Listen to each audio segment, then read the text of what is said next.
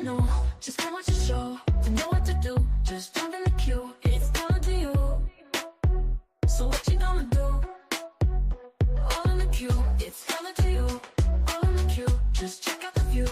All in the queue.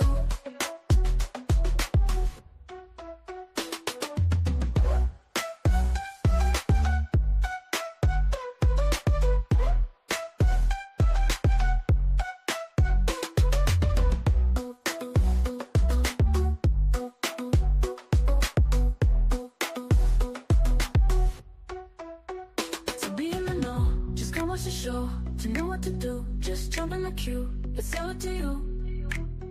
So what you gonna do? All in the queue, it's hella to you. All in the queue, it's check out the view. All in the queue.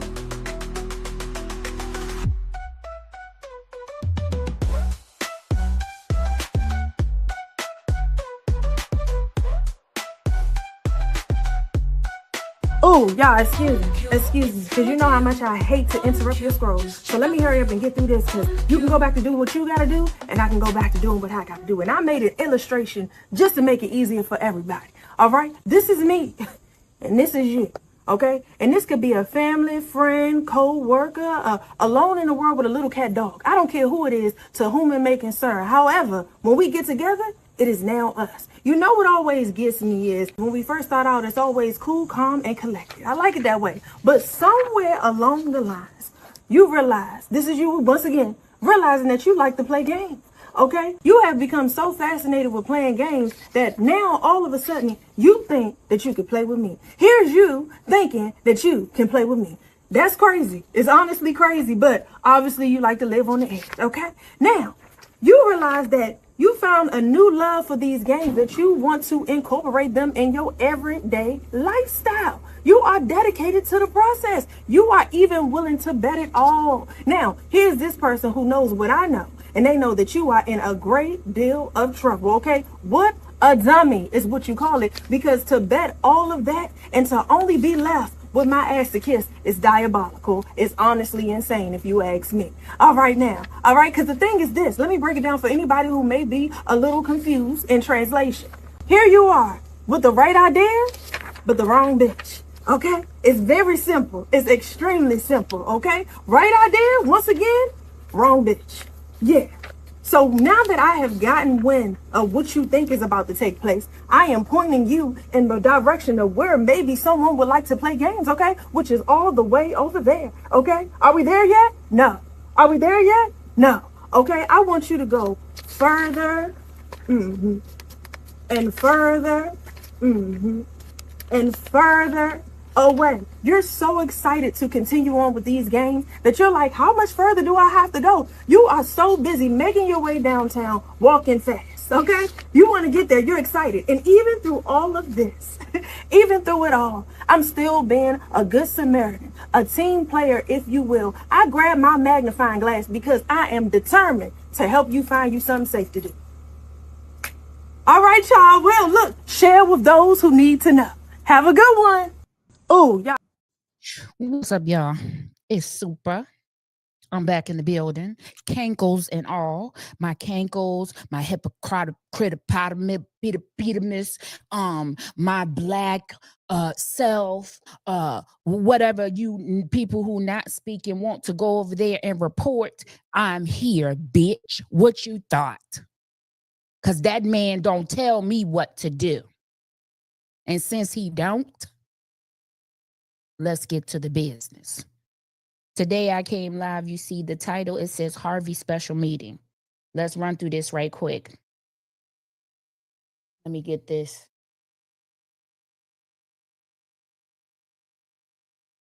Special meeting today. And the special meeting, this meeting is a Harvey meeting, and it's being held at a church.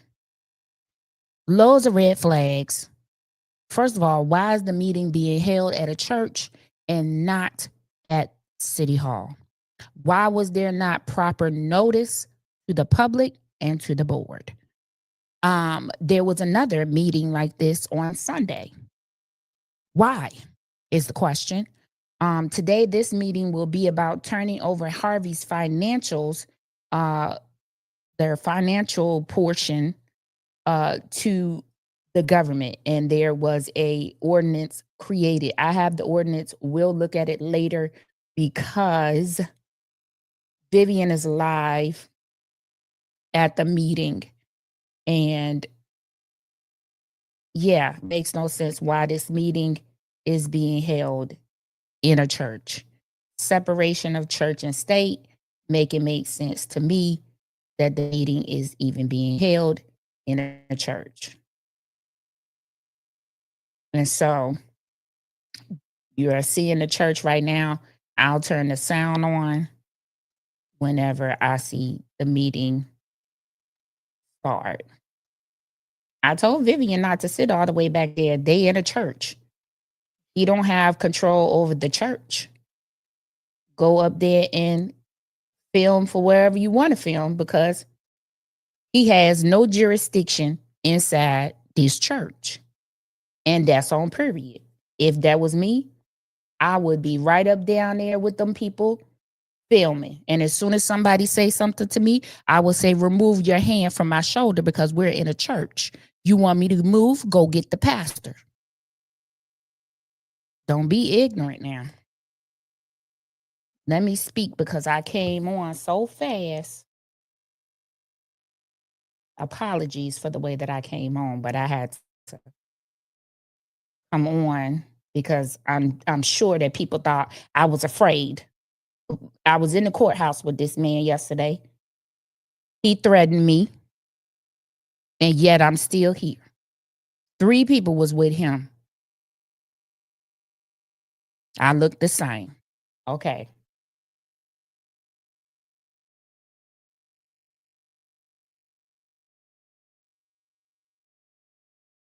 I wish I would let somebody tell me how to move and how to be when they don't know bills here. Get your dumb ass up. And I'll talk I want to, when I want to, and why I want to. And thank your goofy ass for putting a whole bunch of stuff on record. So when I use it for my no harassment order, then I can use those no harassment will go into a suit. Because keep on saying defamatory things about me. You're going to get this paperwork and don't nobody email me, text me, or tell me to let it go. Because I'm doing what I'm doing, just like everybody else is doing what they doing.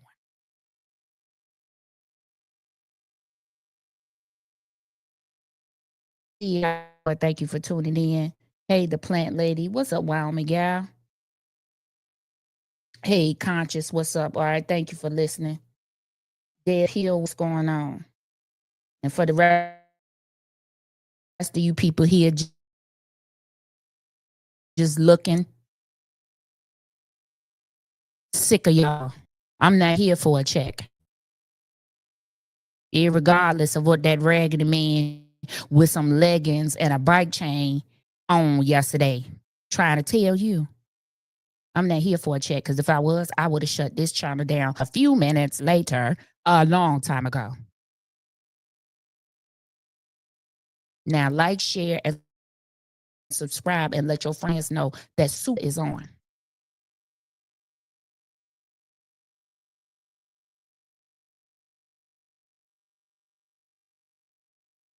So sick of people who can't even stand up for their own selves. Let me know how you gonna be in a group and supposed to be advocates and do your own thing.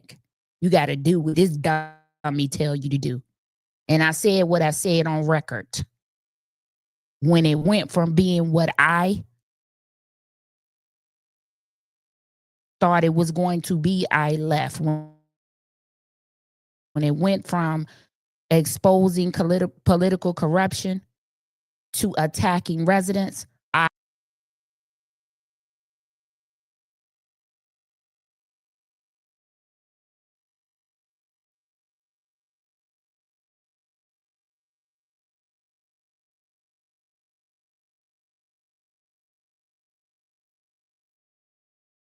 go on Sunday with, again, no proper notice to the public. No proper notice today. Another OMA violation. And for any resident of Harvey that wants to file a OMA violation, you certainly may do so.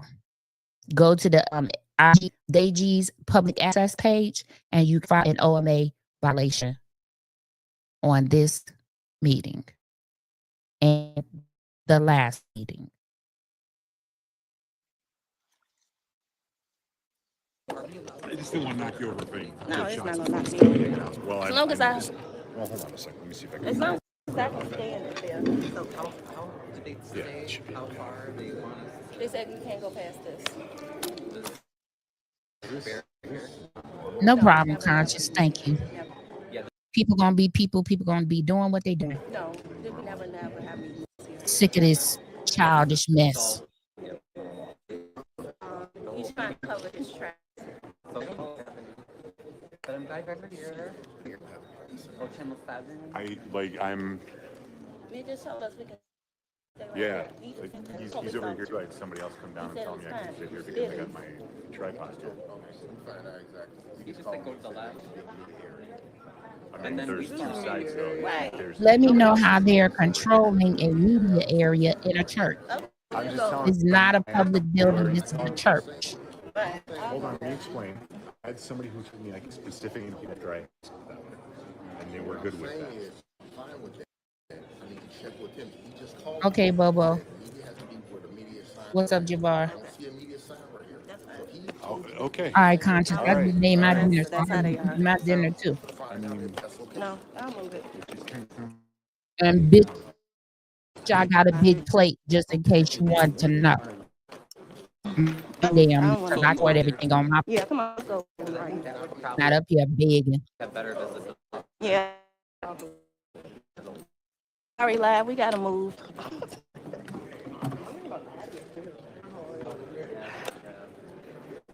This is so ridiculous. I'd like to be able to get closer. It's fine. It's a sign over Questioning. here. Matters Yeah. the right to be present in public meetings, except executive session. That is defined by the Illinois Open Meeting Me Act. too. We target public meetings affords members of the public to submit written statements or make public comments on the part of the meeting. However, persons in attendance are not allowed to act in an unreasonable manner that alarms or disturbs another, provokes a breach of the peace. This can include making loud, unusual noises, clapping, speaking out, or interrupting during the city council meeting. One can impede the performance of one's official duties. If any person acts in a disorderly manner at a public meeting and persists after being known, the mayor, as the chairman, can order that person to withdraw or be removed from the meeting. If the person refuses, they can be removed and fined under the disorderly conduct statute. Disorderly conduct at a public meeting in Illinois involves any unreasonable behavior that disturbs others or disrupts the meeting, and it is subject to removal and penalties if it persists after a warning. This can include city employees as well as council members. Harvey police officers are present in public city council meetings to assist the chairman in preserving order. If any person is ordered to withdraw or leave the meeting by the chairman and refuses, that person will be cited and criminally charged with disorderly conduct. The Harvey Police Department can escort the person out of the building.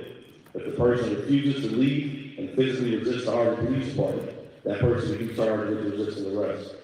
Under Illinois law, resisting arrest is defined by knowingly resisting or obstructing the performance by one known to be that person, a police officer, firefighter, or correctional institutional employee. This constitutes a Class A misdemeanor. The statute that the act of resistance must involve some physical act that imposes an obstacle that may impede, hinder, interrupt, prevent, or delay the performance of an officer's duties.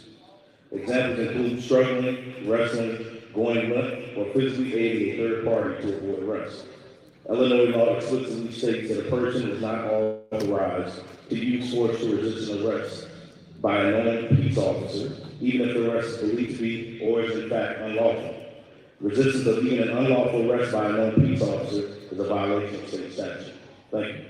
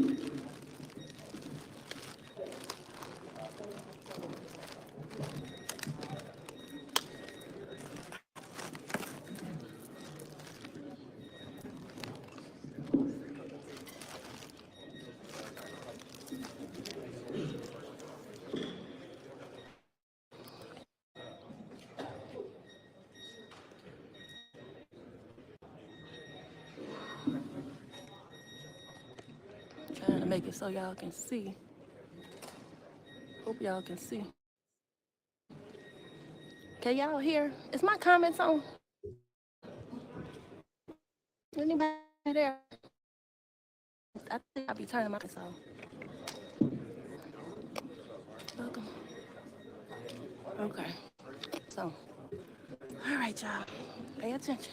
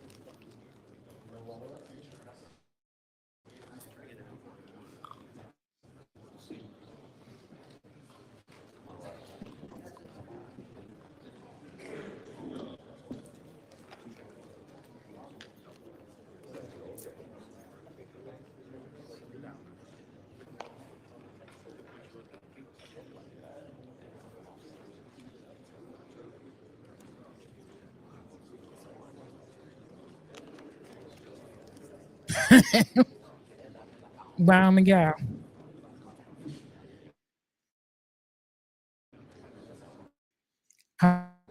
Hilarious.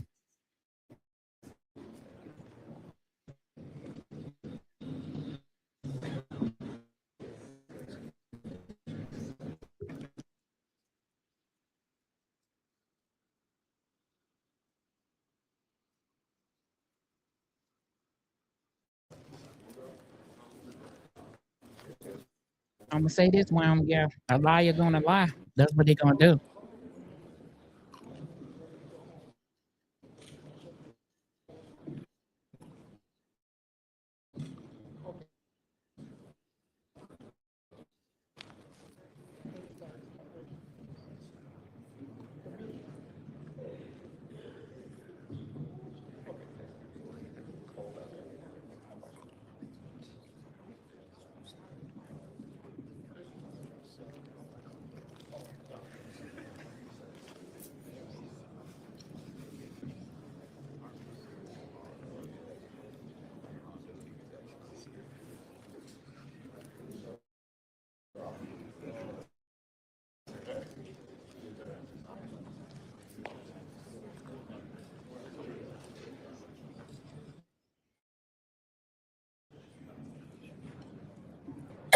Be late yourself. I mean, what we doing?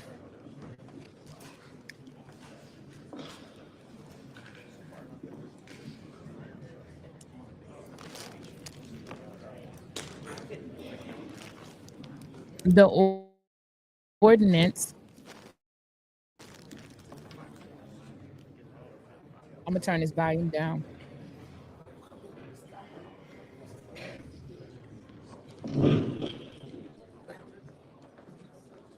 Okay, the ordinance. Let's see. I have it in paper form that I will post on my community page. But the ordinance that they are considering tonight, it says ordinance requesting certification under the financially distressed city law. Whereas the city of Harvey in Illinois and an Illinois home rule municipal corporation organized and operating pursuant to Article 7 of the Illinois Constitution of 1970. And whereas the General Assembly finds it is the public policy and public purpose of state to offer assistance to a financially distressed city that may provide the health, safety, and welfare of its citizens, pay when due principal and interest on its debt obligations, meet financial obligations to its employees, vendors, suppliers, and provide for proper financial accounting procedures, budgeting, taxing practices, as well as strengthen the human and economic development of the city. Now, here is my question while we wait for the mayor. Today, they're supposed to be talking about which services this will affect and what will happen, right? Um, this, for me, is something that should have happened a long time ago before they got into the $160 million range. Um, but what will it affect? What will happen to the comptroller and the treasurer?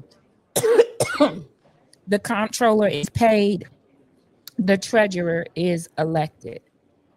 Excuse me. What will happen to those two positions? If anything, um, I'm thinking because the treasurer has worked so closely with getting all her certifications from Cook County and from the state of Illinois, that they will try to really have her work with them and facilitate this emergency management situation. If it was me, that's what I would do. She seems like a good person. She's just not being able to do her specific duty. The comptroller, I don't like him at all. He dirty, filthy, allegedly is not reporting things correctly. So getting rid of him would be a plus until such time as they are able to take the reins back of their finances, and then implement a comptroller if they so desire. Um,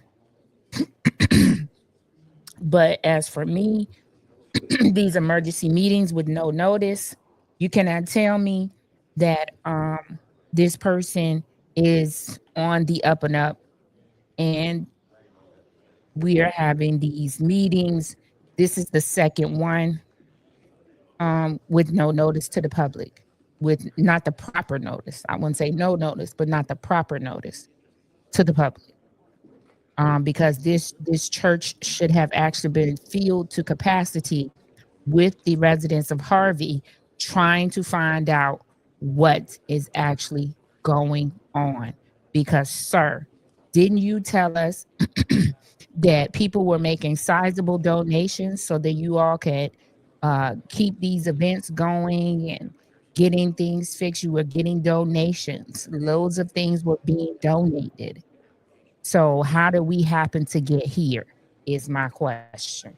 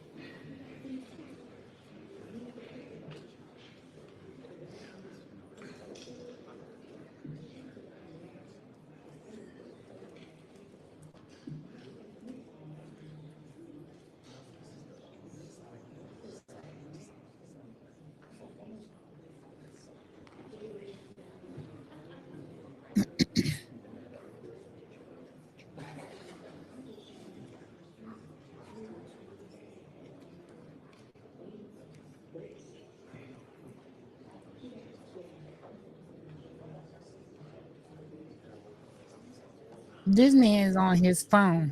He called this special meeting at 5:30 and it's 5:49. You didn't get here till then. I mean, can we start this meeting? So unprofessional.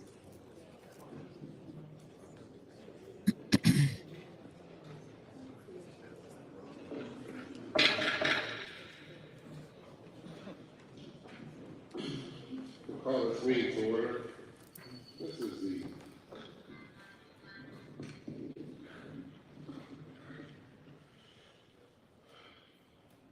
City of Harvey Special City Council meeting. Today is Thursday, October 16th, 2025. It is 5:39 p.m. We do a roll call of the council members. Alderwoman Lewinsky. Present. Alderperson Chapman. Present. Alderperson Smith. Present. Alderperson Key. Present. Alderperson Randall. Present. Alderperson Rogers. Present. Mayor Clark. Present.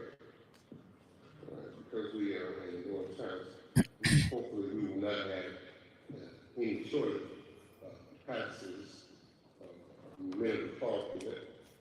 But I'll ask our own, Pastor Harrison, if you lead us in the invitation, please. Yes.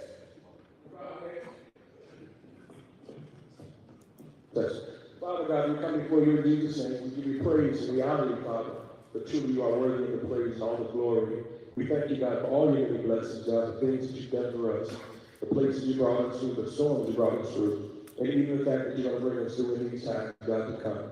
We thank you, Father God, for this life, health, and strength. You are truly a wonderful and faithful God. We ask you to be a part of this meeting tonight. Bless us, God. Allow us to hear, allow us to say, and God, please cover us in this meeting. Let your presence be here. Let your glory fill this place. Touch this administration and touch this city and all those that are under the sound of our voice. And we give you glory. We honor you in Jesus' name we pray. Amen.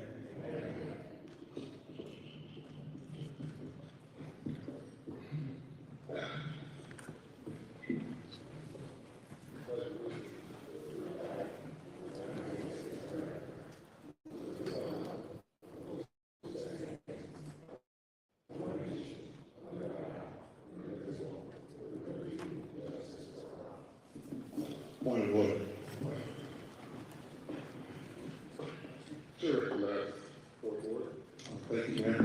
I would like to add a motion, to make a motion to amend the agenda by adding the automatic comments for all the persons to discuss issues and concerns. This is a special meeting. Special meeting are not amended that particular way, as in the same portion of the regular meeting. We have specific requirements under the open meeting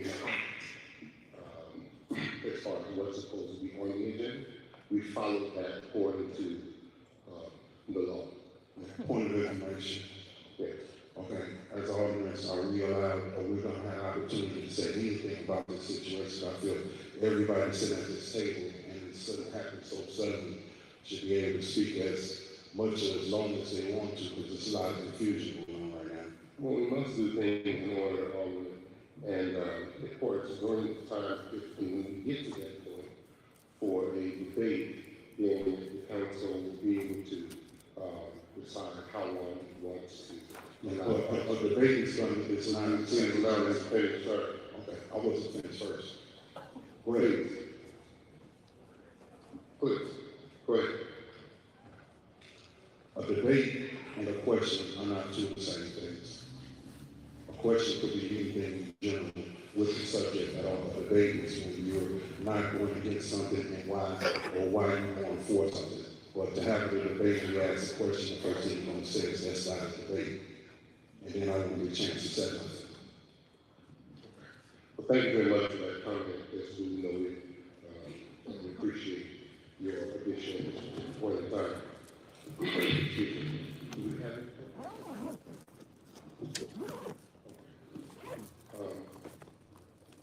But I would like, prior to going in to the rest of the meeting, if there is no objection, so that we can hear from the residents or those who are not residents, as far as this particular matter is concerned. Is there any objection to allowing public comment to come before the presentation so that we can hear from those who are concerned? Hearing none, then we move number 6, public comment, to number 5, and number 5 to number 6. That being said, our next item on the agenda is public comment.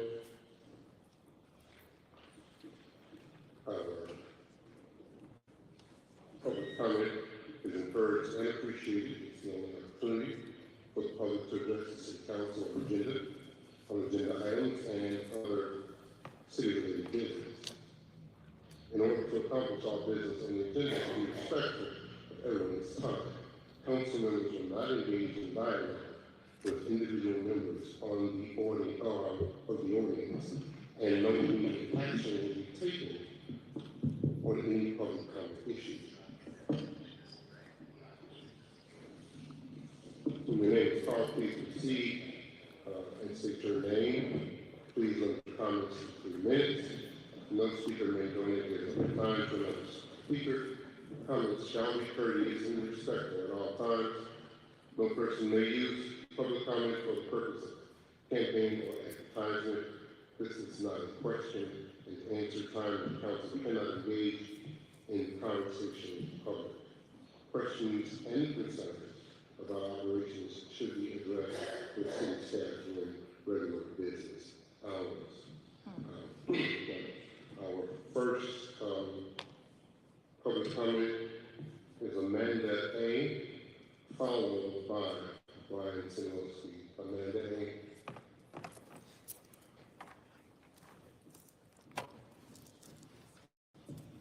Public comment. Also, it gives me pause about the meeting on Sunday, the emergency meeting, where I'm assuming if the meeting was on Sunday, you all posted the agenda on a Friday after business hours. No one knew about it, and then to make a snarky comment saying, "Oh, we had public comment."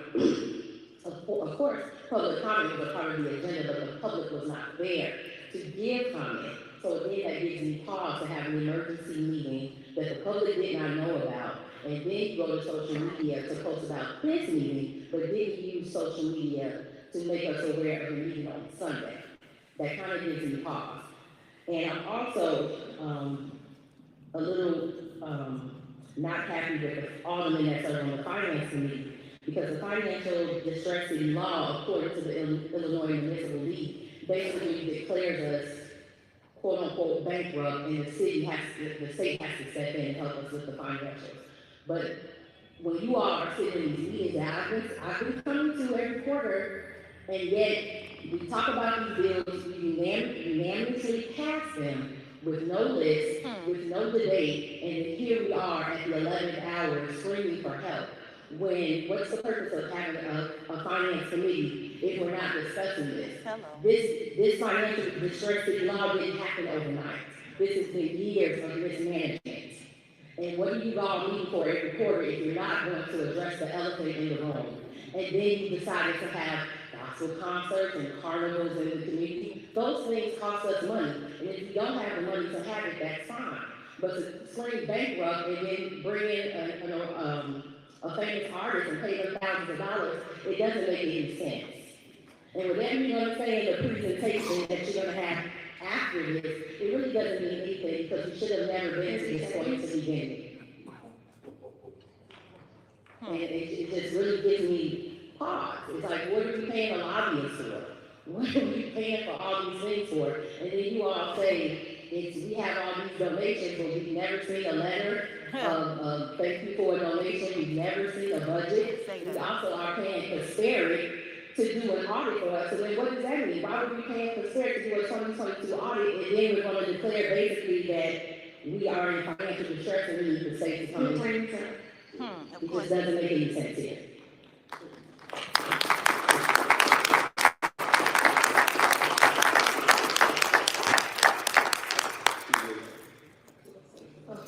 Next is Brian Sinowski, followed by Yeah, good evening, everybody. My name is Ryan. I'm with the Harvey Historical Society. I'm also a Harvey president. I'd like to thank Amanda and Ms. Eskew for those comments. I definitely second all of those. As you can see, I'm still in my work clothes from working on properties because the whole past 6 years, unfortunately, under Mayor Clark's administration has, even though I did support Mr. Clark initially, there's just been a lot of unanswered questions, and another secret meeting after the secret meeting on Sunday, calling at 5:30 at a church instead of City Hall. I mean, most people are still working. Why isn't it at 7 o'clock? It's all very strange. I wanted to echo the concern about why did we just spend $30,000 on a gospel concert if the city is quote unquote broke, as Mayor Clark insists. What about all the fires that we're having? Why are there fires all the time? I've talked to the fire chief and other folks in the city. They never have any explanation. They just say, oh, squatters. So squatters are just regularly setting fires in Harvey, and we don't really have appropriate arson investigations going on. We don't have any reporting to the public about that. I mean, it doesn't seem very, it seems pretty suspicious to me. What about all of our unsolved crimes? What about the activist Jedediah Brown, who's working for Mayor Clark, who bragged about calling ICE to Harvey, and during the last city council meeting, because the mayor canceled the one that we were supposed to have most recently, Mayor Clark, instead of just saying, hey, I support everybody, human rights are human rights, told all of us we should just stay quiet. That's the best way to deal with, ICE violating human rights throughout the Chicago Bay area. I mean, it doesn't cost any money to at least just say, hey, we think everybody should be treated fairly. But I guess we shouldn't be surprised, right? I've been arrested, my older woman's been arrested, many of us have been arrested, and our rights have been violated just for asking questions about where our money's going. So again, it's been 6 years of hiding money, arresting his opponents, ticketing people who say something under their breath at the council meeting, and now we have another secret meeting tonight to ask the state to take over our finances. So what, and as Amanda said, how are we even really supposed to know what to ask for public comment? Because nothing has been explained. It's just all, we really just don't get told anything in the city, other than talked down to, and told that we're stupid, and told that Mayor Clark's the best mayor ever, and that we should all just sit down and shut up. And, but at the same time, we have all these department heads, including the mayor and other staff members making 6 figures salaries from our tax money. So something's not adding up. Your time is up. Yeah, so is his. Thank you. Next, followed by Kennedy Harris. Good evening, everyone.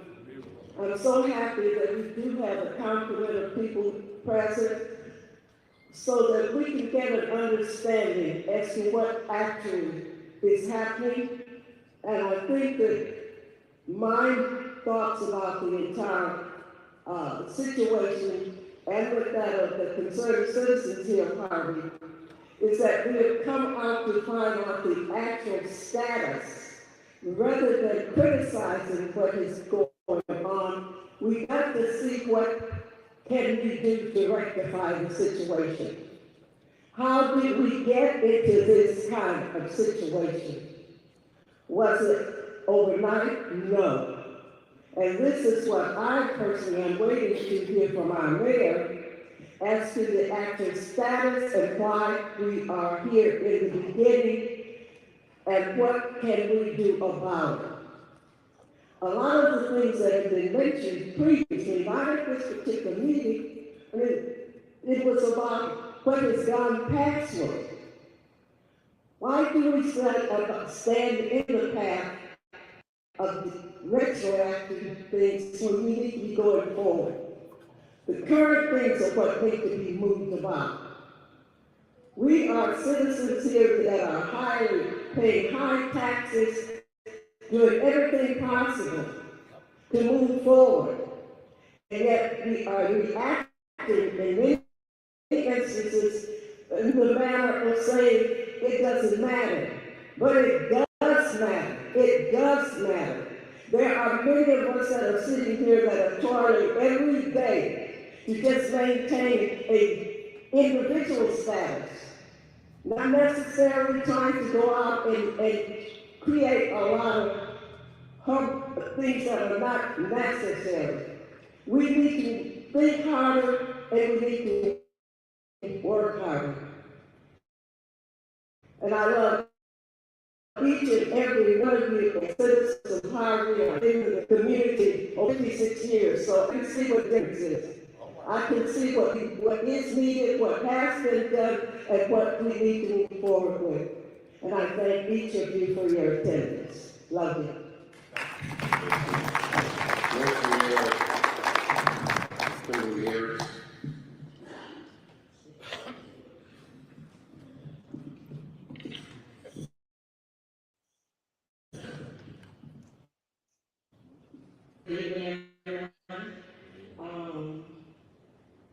I was hoping that after the presentation today, that the following bullet points would be addressed. And if not, if there is something that will go out to the community to address, explaining what exactly is going to occur if this is indeed something that is passed by the city.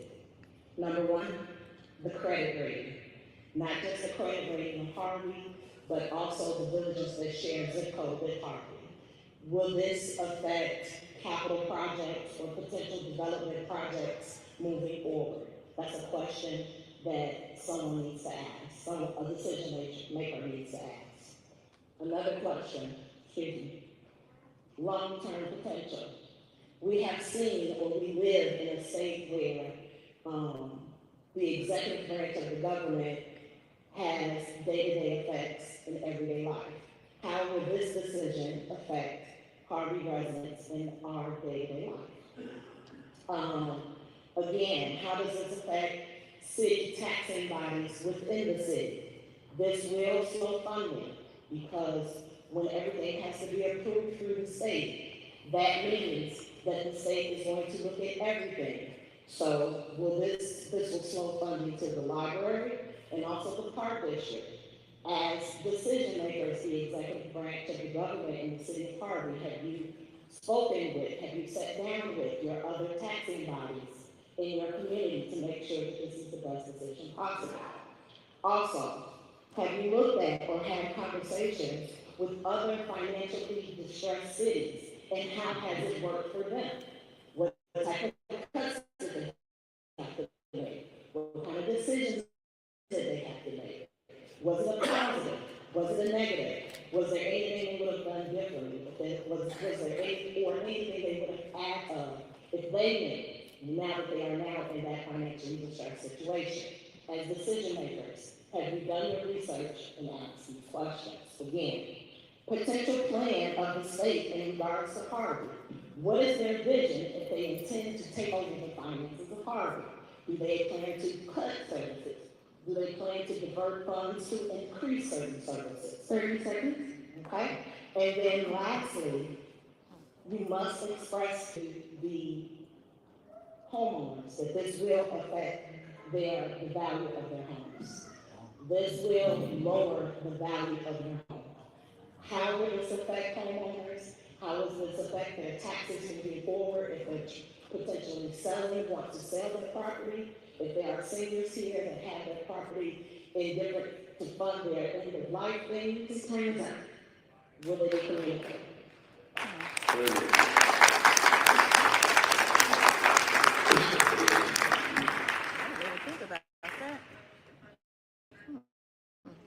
Thank you, everyone. Next on the agenda is 5, presentation of Harvey's financial situation.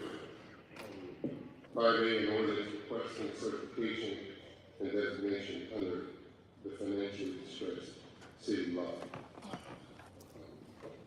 There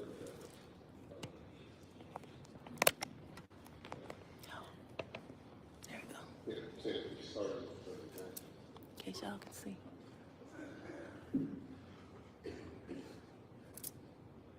It's a big old glare on that one.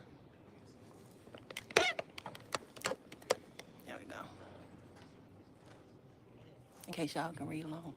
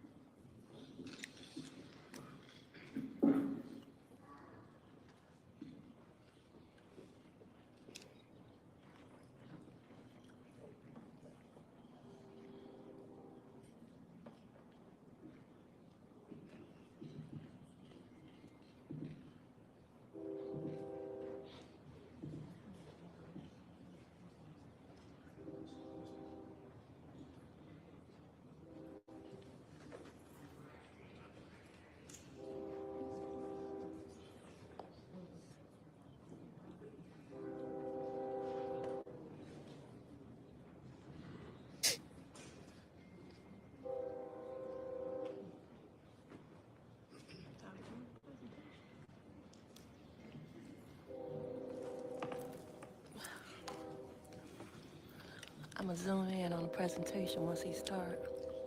I don't know what he waiting on.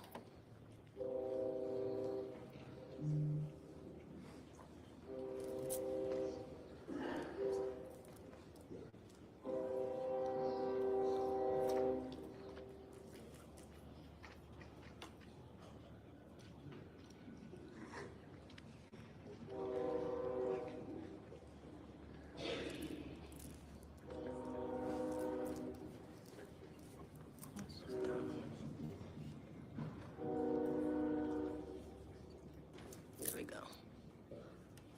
Well, I thank everyone for coming out this evening so that we can review some matters regarding the city of Harvey. This is actually a very narrow meeting. The first thing that happens, of course, when someone sees an agenda like this, is to basically try to take over the narrative and make it into something that they want to make it into. As far as the council is concerned, council, we will be asking you for one specific thing at this particular moment in time.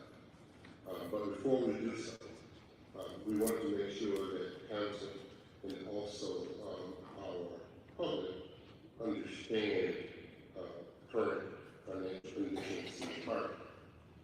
In order to do so, it is also important for us to understand how we got to where we are and why things are the way they are at this particular point in time.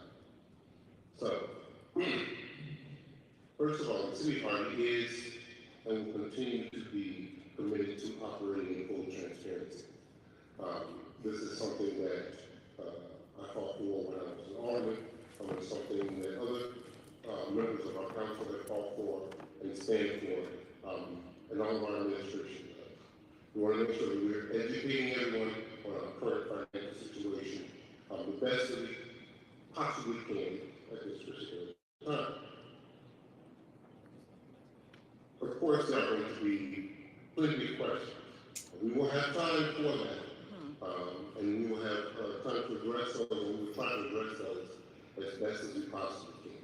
But we, at the same time, we have action that we need to, in my opinion, take care of today. Next slide.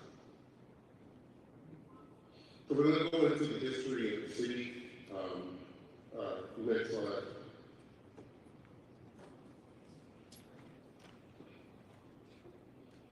Now, prior to this administration, there were actually several administrations in the city of Harvey. We're going to start in 1995 with the Nicholas Graves situation and administration. Nicholas Graves was the mayor of the city of Harvey from 1995 to 2003. At that particular point in time, after him, of course, followed the Honorable Mayor Kellogg from 2003 to 2019, and then this administration at 2019 until present day. Next slide. Under the Kellogg's of the Graves administration, the city struggled with, first of all, probably one of the biggest revenue generators in the city of Harvey, which was, of course, DC Square Mall. But even though we had those challenges, and there were plenty of challenges under the Nicholas Graves administration, the Nicholas Graves administration was able to leave office in 2003 with approximately $10 million surplus. So when we went into the Kellogg administration, we came in with approximately $10 million surplus. Next slide. And then from the Kellogg administration, next slide. And through that time, as you can see, the presentation through 2000 and 2009. In 2010, there were bond offerings for the hotel deal. For those of you who are not familiar with the hotel deal, there used to be a Holiday Inn on approximately 171st and Halsted. At that particular point in time, the Holiday Inn had closed. It became another hotel, and eventually that hotel closed its doors as well. Well, I guess in an attempt, because I really can't speak on that as far as what the actual purpose was, But during that time, there was a bond that was floating to try to rehabilitate that hotel. And that was in 2008, 2009, and 2010 bond offerings. At that particular point in time, Harvey, under the previous administration, engaged in a scheme, and this is quoted, to divert bond proceeds for improper purposes. These are not my statements. These are statements that were filed in a complaint by the Securities and Exchange Commission. And as a part of the scheme, Harvey made representation and omissions to investors about how those proceeds would be used. Well, of course, those proceeds were not used the way that they were supposed to be. And it was supposed to support the construction of the new hotel. The new hotel was never built. Those bonds were supposed to be paid from the revenue streams from the hotel. But once again, the hotel was never built.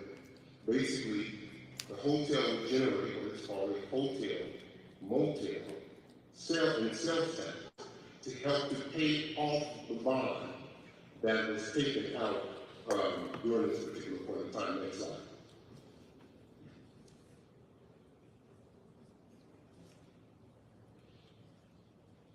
The city paid the developer, previous slide, please.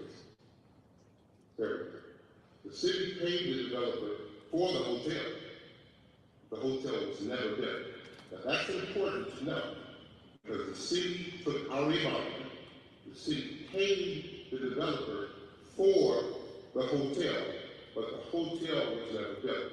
So let's just say you decide to take out a loan for a vehicle, and you take out, let's say $50,000 for the vehicle.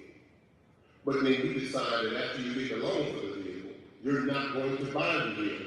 You're just going to keep the money and use the money for other things. Maybe for shopping, buy some clothes, buy some other things that you may need, if you feel that you need, but you don't use that money for what it was intended for. That is what happened here.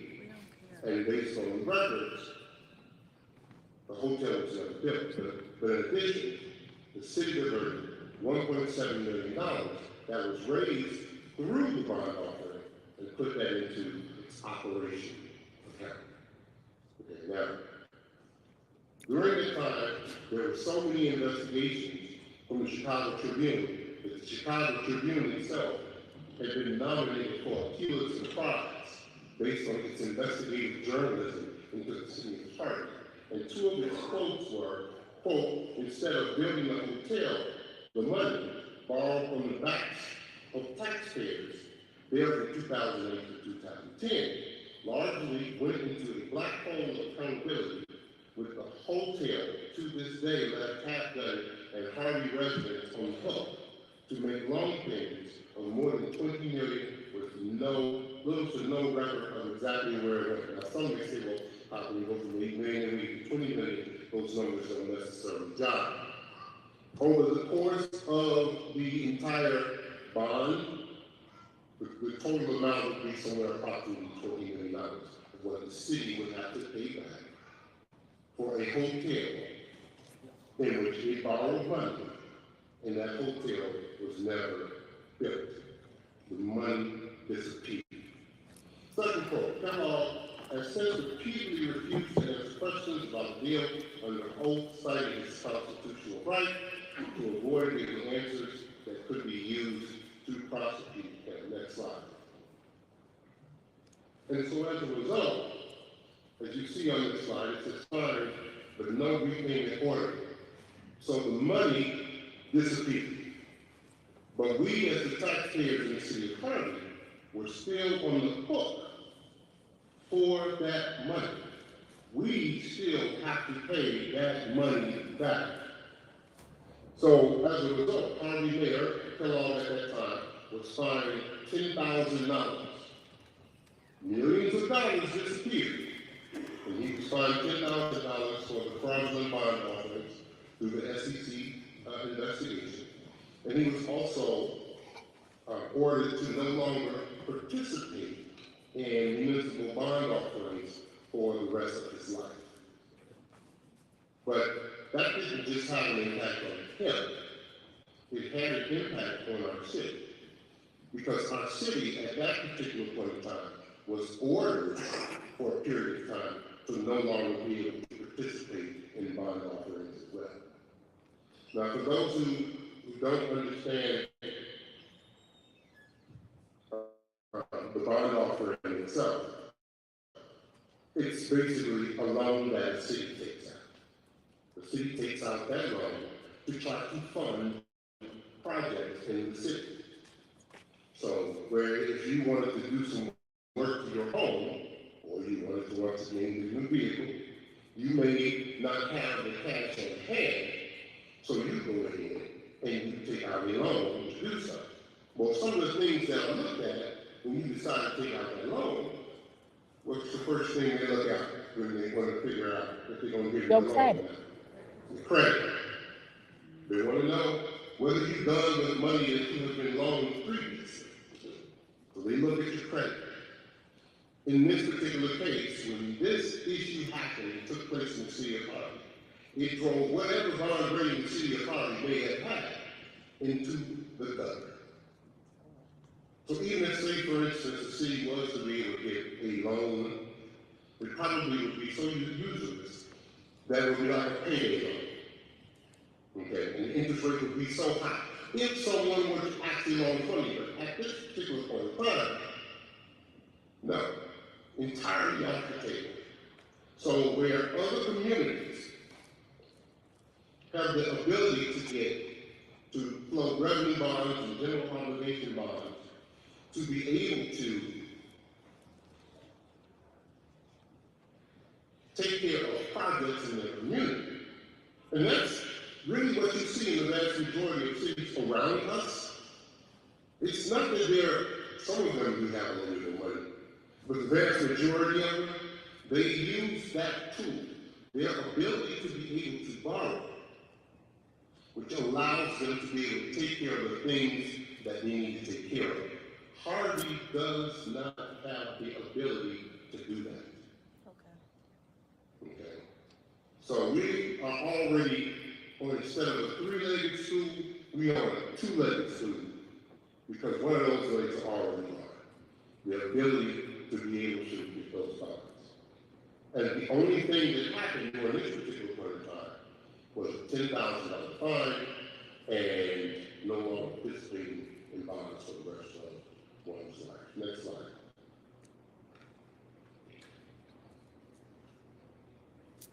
But while all of that was going on, the city of Harvey was still having to pay more and more lawsuits, more and more litigation, more and more workers' compensation cases. And this is what? The city of Harvey had to pay $1.4 million.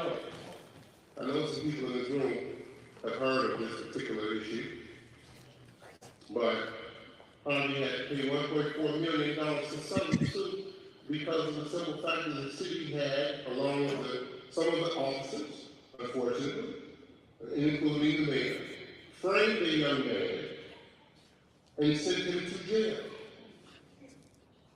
He was framed in such a way that the Illinois Supreme Court issued him a certificate of innocence. Not saying he was found not guilty, but that he was innocent. And he was framed. Now, those are the lawsuits that, of course, all the things that we have to deal with are definitely unnecessary. And those are the things that cost our city more and more money. But that's what is happening. As this is going on, as we have $20 million that we basically lost in a hotel bill, then we turned around and we have to pay another $1.4 million on a lawsuit that should have never occurred. Next slide. But once again, Chicago Tribune, and I have to really give some credit to those journalists at that particular point in time, because they wrote and wrote and wrote and wrote, and this is important when we go into where we're going to get, because Some people try to act as if they never knew that any of this stuff was happening. Some folks are trying to act as if, maybe they were living under a rock at that time, and they had absolutely no clue that this was happening in the city of Harvey. Those who live in the city of Harvey knew it was happening. And many of those who lived in the Chicagoland area knew that it was happening, but people turned a blind eye. Look at it. Harvey spending cash it doesn't have. We'll start off with sheriff's deputies ordered to send on Harvey City Hall. That's March 22nd, 2014. This is around the time that you remember this, Joe, when we were paying the mayor's son and all women Jewish, paying the mayor's son $8,000 a year to do a Facebook page for the city. Harvey spending cash he doesn't have, March 21st, 2014. March 2nd, 2014, FBI clams up on the Harvey mayoral election. Okay, now we're not going to touch too much into that, but basically what that refers to is the fact that $144,000 the FBI gave the administration, that candidate at the time, Eric Kellogg, $144,000 to support his campaign. Your federal government gave a candidate $144,000 to support his campaign for mayor. Okay? February 18, 2014, February 23rd, 2014, Harvey mayor belatedly files 3 years of campaign reports. February 18, 2014, lawmakers seek answers from feds about Harvey. Big Derby and Robin County, Congresswoman Robin County, both sent a letter to the Department of Justice asking for answers on how $144,000 of federal funds ended up in the campaign funds for Eric J. Kellogg. If you want the answers to that question, you need to ask them, but they definitely won't be like it. Then the Chicago Tribune came out with 2014, February 13th, an editorial says Harvey was deceived, abused, and ignored. And finally, February 12th, the sheriff seeks to review the finances and police of suburbs. These are just a few of the things, because every week the Chicago Tribune was writing something about the city of Harvey. And as the Chicago Tribune was writing it, Channel 9 was also reporting it, because that's the Tribune company. They were also reporting it. So, as these things were happening, people were watching our city go into the ditch. That's exactly what they were doing. Now, there are some, of course, who stood to benefit, and they'll be the first ones to jump up and say, there's a different type of story. But you can read it for yourself. Next slide. At which point in time, myself, Shirley Joinski, Joseph Whittington, Lamont Brown, decided to pen a letter to the federal government, to the state government, the county government, and anyone else who would listen, to ask them to step into the city of Harvey and offer us some assistance. There was enough information that was already there. The Department of Justice had already done a report on the police department, saying that the police department did not keep records. So they couldn't find, they were supposed to investigate the department to find out what the use of force was.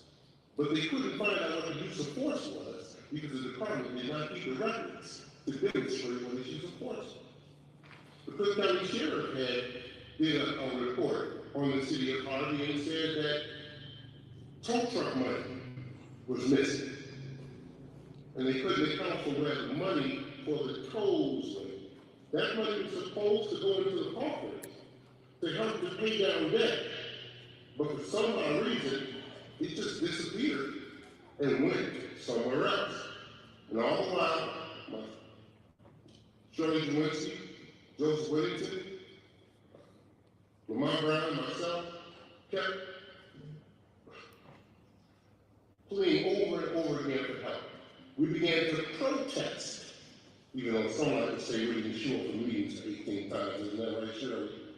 We began to protest what was happening in this city. Next slide.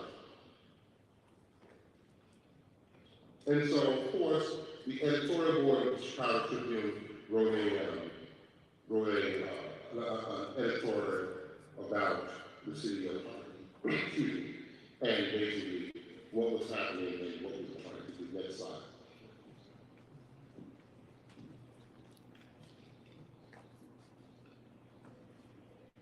Once again, Jamar, Matt Wahlberg, kept writing. The editorial called on Governor Rauner at the time to send the Department of Revenue agent to Harvey to encourage the state police to investigate. Was that done? No. The editorial suggested that the Illinois Auditor General could review Harvey's finances. Was that done? No. Actually, if I'm correct, Shirley Gruensky, we tried to pass an ordinance to allow Tom Dart to be the Inspector General at that, or Auditor General at that particular point in time, to take a look at the finances. And even though Tom Dart tried and wanted to get involved, that particular ordinance was vetoed by Eric Kellogg. Next slide.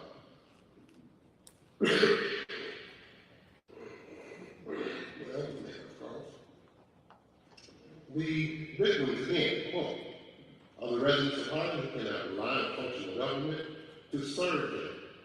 Let it sink in. Aldermen, elected officials who care deeply about their city are pleading for help in whatever way, under whatever legal authority you may have, to intervene into the city of Harvey.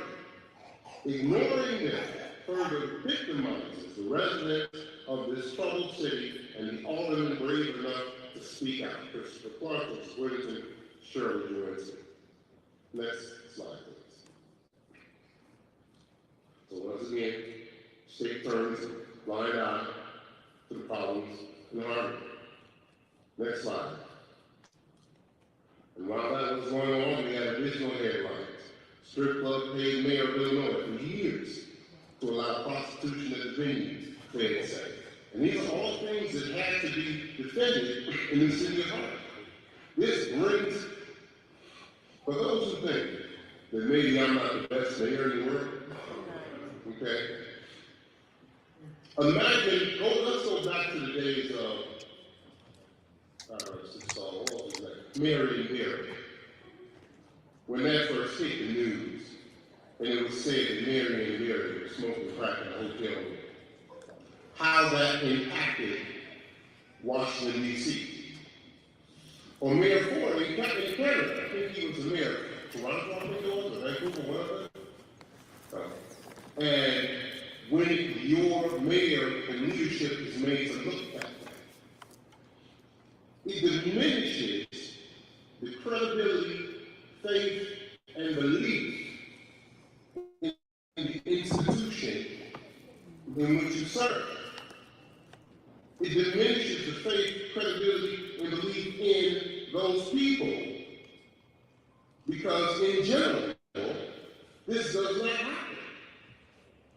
But according to this report, former Harvey, Illinois Mayor Kellogg's brother was convicted in the scheme, which occurred when he was in office. Federal prosecutor says Kellogg is not in charge. Well, I'm not even going to go into that. I'm pretty sure somebody will run to his defense as soon as they possibly can. We'll move on to the next slide. And it just continued on and on. Next slide. Continued on and on because the former Harvey Mayor Kellogg pleads guilty in bribery charge. So while we have no credit, because our credit has gone down to the dirt, then the overall perception of the city is that the city is just absolutely crooked. That's the way that it goes. And I can guarantee you, some of y'all will even know your cousin who don't do whatever he or she is supposed to do, $5 to go do something. Imagine someone coming to you and saying to you that they want to borrow $50 million, $200 million. And this is the behavior that has been engaged in. Next slide, please. In addition to that, the city of Harvey purchased water from the city of Chicago, and at the time sold it to 5 municipalities: Dixmoor, East Hazelcrest, Homewood, and Fulton. We used to have plenty more customers. We don't have as many now. But they sold water. And of course they sold water to, if you're a resident of Harvey, you. They sold it to us. And actually, in fact, we paid the highest bill of all of those municipalities, even though we were the ones selling water. Can you imagine being a farmer and having a milking cow and actually charging yourself more for milk than what you charge everybody else who buys the milk from you? That's what was happening in the city of Harvey. And the city built those downstream communities for water, and they collected that revenue and they failed to pay it to the city of Chicago. That's two. Let's go back. First was the hotel-motel deal. Money was taken, money disappeared, money that we have to pay back, money was used for operations and other things, but we're still on the hook for it. City billed the downstream municipalities for their water, but never paid that money to the city of Chicago. Next slide. But some of y'all are going to say, no, it can't be true. Well, Harvey illegally diverted water cash owed to Chicago, millions missing. Judge rules, not clerk rules, judge rules. We went to the court. The city of Harvey went to court, and some of the people in this room also went as well, concerned citizens of the city of Harvey. And during that time, it was established that the city of Harvey, under the previous administration, had diverted water cash that was owed to Chicago, and the money is disappeared. So, even though the money disappeared, we never paid as a city, the city of Chicago, yet we still owes that money to the city of Chicago. The city of Harvey does. Next slide. So then the judge ordered Harvey to pay Chicago $26 million in unpaid water bills. So we got it so far. We got 20 million in a bond deal. We got another 26 million. Okay, my mathematicians out there, I'm pretty sure y'all figured that out real quick. That's $46 million already that we have been on the hook for, that we didn't have the money for, but the money disappeared. Next slide. The judge in that particular case, Kathleen Panther, said the city's leaders failed to grasp the severity of their years of illegal conduct. Illegal conduct. So we got bond money missing from hotels. Nobody else be charged. Nobody going to jail. We got years of illegal conduct where millions of dollars were missing and $26 million was misspent. No charges. But we had to, what did we get as a result? What was our door prize? Our door prize was a water receiver. And a water receiver was appointed to the city of Harvey to oversee the water money. And the water receiver ended up charging the city of Harvey how much money was it? 4 hours? 4 hours? 400,000. It's got to be 400,000, right? $4 million. So in addition to the 26 million, the 20 million, the receiver hits us up for another 4. And that water receiver was appointed by the courts now. In 2015, Mayor Emanuel, next slide, announced a settlement with the city of Harvey. So this is all great. The city of Harvey has entered into a settlement with the city of Harvey to collect the unpaid water bills on behalf of Chicago taxpayers. Action ensues. More than $30 million will be recouped from all four suburban municipalities who owe Chicago taxpayers. That was in 2015. Was it all paid? No.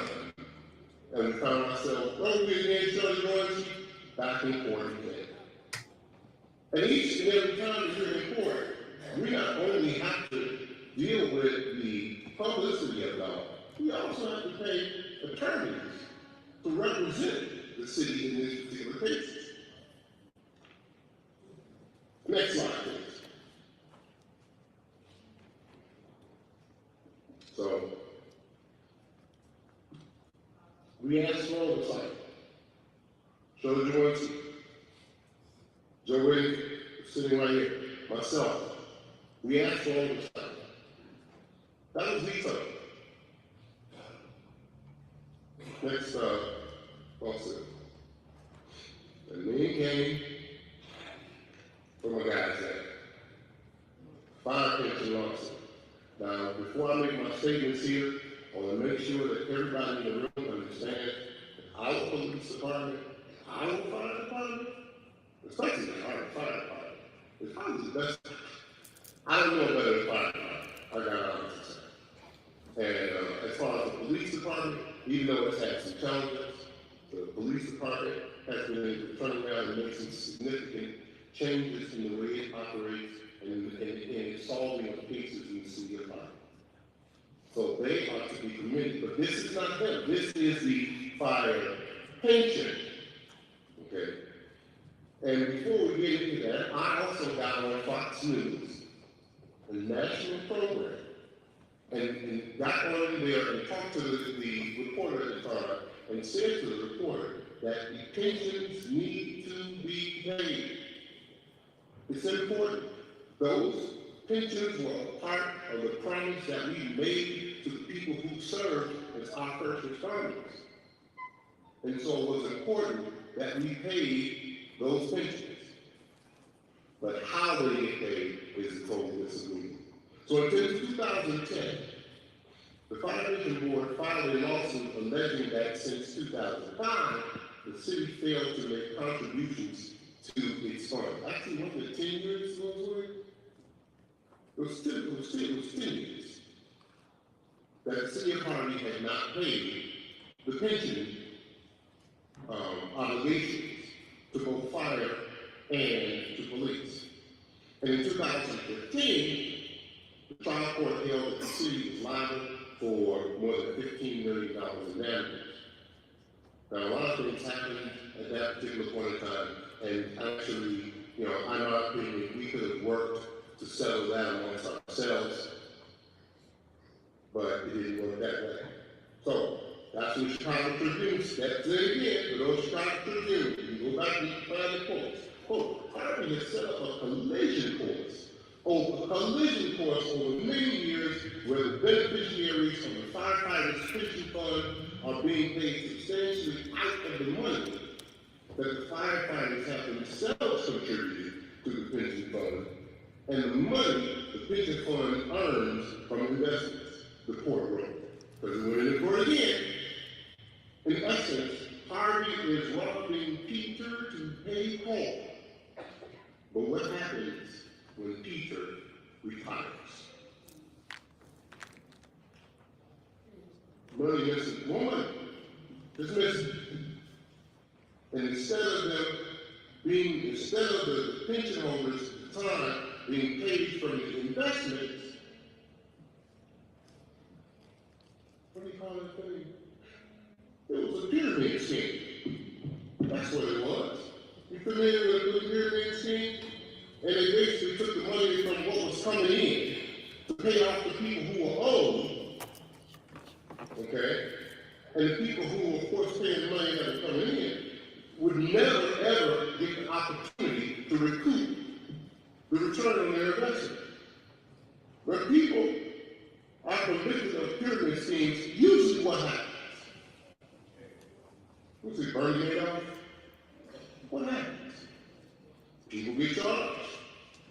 You can go to jail.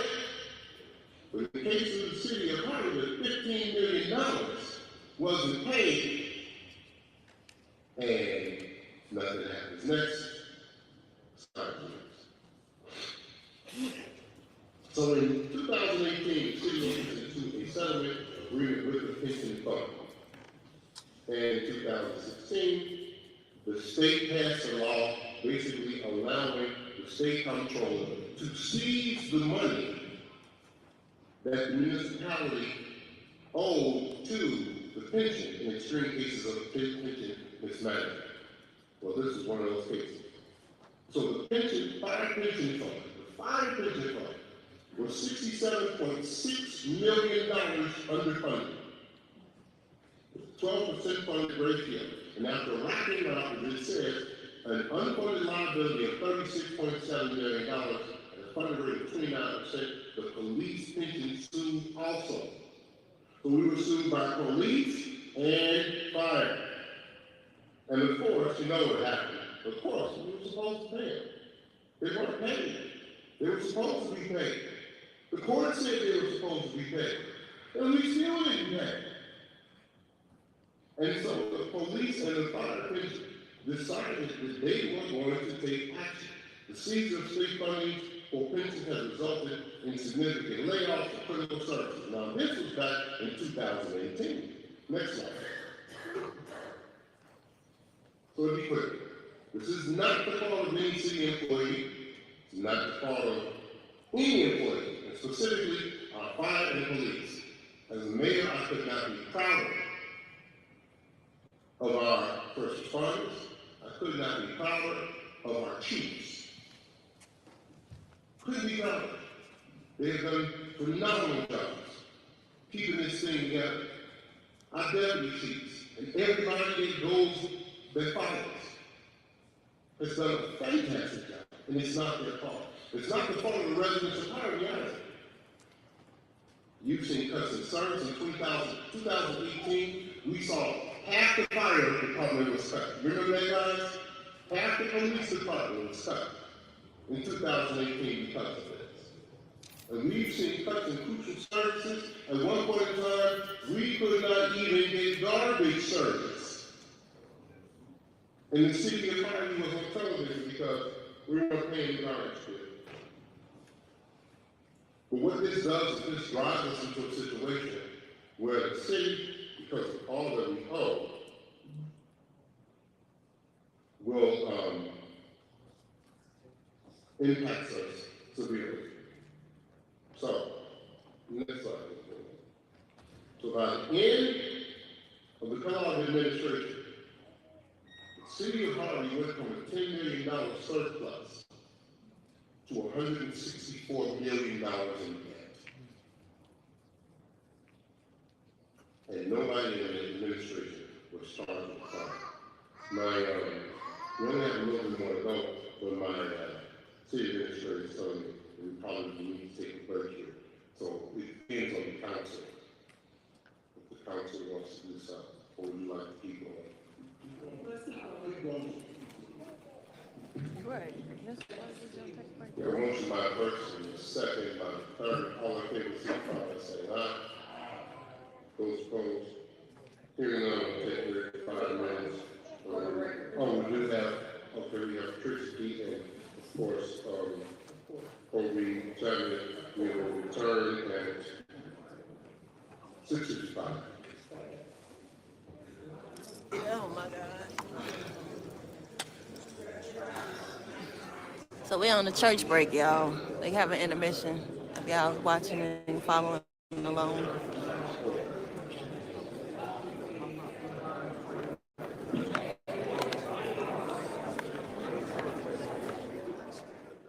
All right, let's have a little chat right quick because that last slide could not be right. The reason I say that is because we watched those numbers.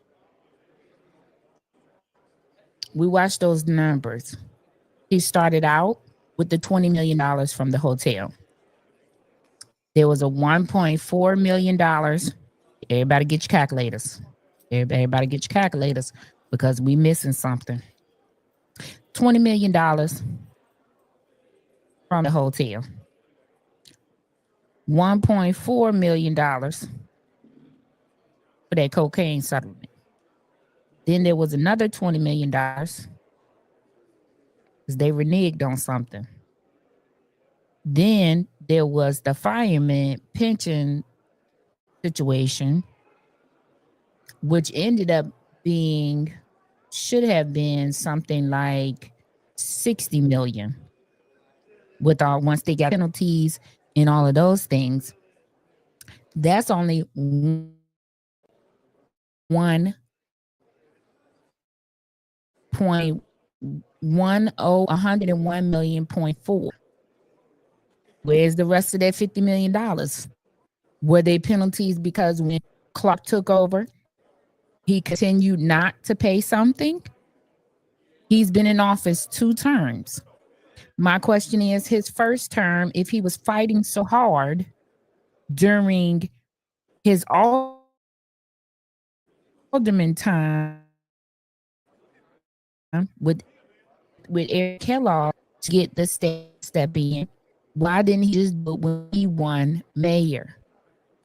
If he had did it when he ran as mayor, they would have been coming now in this conversation now, and we're going into the AI digital age.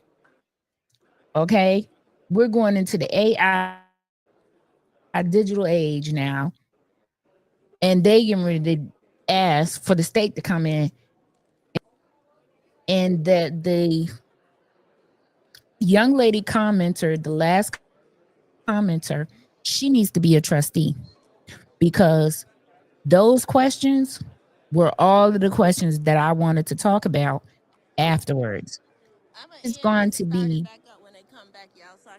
absolutely diabolical for the residents. Hold on, cuz Vivian said she was logging off. And so I'm going to switch over here. I don't know why this one is stopping. I'm going to switch over here to Ryan while they're on a break, so that we can continue to see what's going on, or when they come back. When they come back, then we'll go back to Vivian, because we can see the slide presentation on Vivian's channel. Okay. I must have added that wrong. No, you did right. 6, 7, 8, no, 83.4 million. My 101 was 20 million from the hotel, 1.4 million. There was a cocaine settlement. Oh, we also forgot the $10,000 from the fine. Okay. Then there was another $20 million, some sort of settlement from the water, when they didn't pay the water bill Chicago, to the city of Chicago, that was split between the municipalities that they were charging and them. So they ended up having to pay the $20 million. So I took $10 million off, because the other municipalities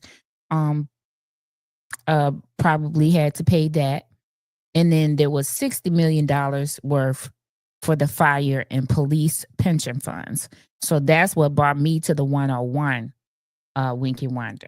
But you have the numbers that he showed, but I'm telling you the numbers that he did not add. Still, we're at $83.4 million. So where is the rest of the money that made up the $160 million? You're not just gonna gloss over that. We're not gonna do that. We're not gonna do that. So where did the rest of the money come from? Okay. These are huge numbers for a small town. Absolutely. Absolutely, they are. Absolutely. If this oversight comes in, you bet your bottom dollar this is going to be horrible for the residents right now. Anybody trying to sell their home, anybody trying to buy your home. I mean, nobody really would buy your home if the city has oversight. This will be a no purchase zone. The realtors will make sure that they advise their clients that this particular city is under the control of the state, and XYZ things are happening here. And it will take the residents forever to get things approved. Think about the simple things. You want to get a permit for some work you need to get done at your home. You need to have somebody to come out and look at it. I mean, how is that going to affect that? How is it going to affect permits, business licenses, all of those things? How long will those things take if they have to go all the way up to the state and then come back down? How long will it take for you to be able to do those things? How much further behind will they get? Because now the businesses will be like, well, it's taken over by the state. It's going to take forever. And so I'm not going to be rushing either. But then again, the state may come in and close all the businesses that are not up to date because they can, because they are taking over. And they can come in and close them and say, you haven't paid your taxes in XY years. You have to pay this until you can open. Then what will that do? That could make the city of Harvey, a food desert, right? Because if every shop that sells food out there has to close, that's behind on their taxes, they will have to travel to Markham or to Dixmoor or to Riverdale or to any of the surrounding cities to purchase groceries. Divide to total by the number of residents. That will be what each resident will owe. Child, these taxes is finna skyrocket. They finna skyrocket. If they don't skyrocket her, then that means services are going to be cut. Whatever services they have right now are going to go to none, to zero. And I agree with, I think her name is Amanda. I agree with her. Didn't nobody need a carnival. Didn't nobody need a music concert. Didn't nobody need all of that stuff, fireworks. There's 1,000 places you can go here in the Southland to see fireworks if you want to.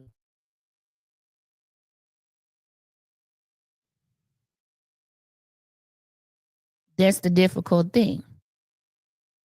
All these questions.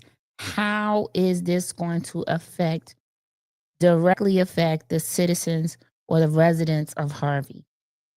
How is this going to affect the operations, the day-to-day operations of the city of Harvey?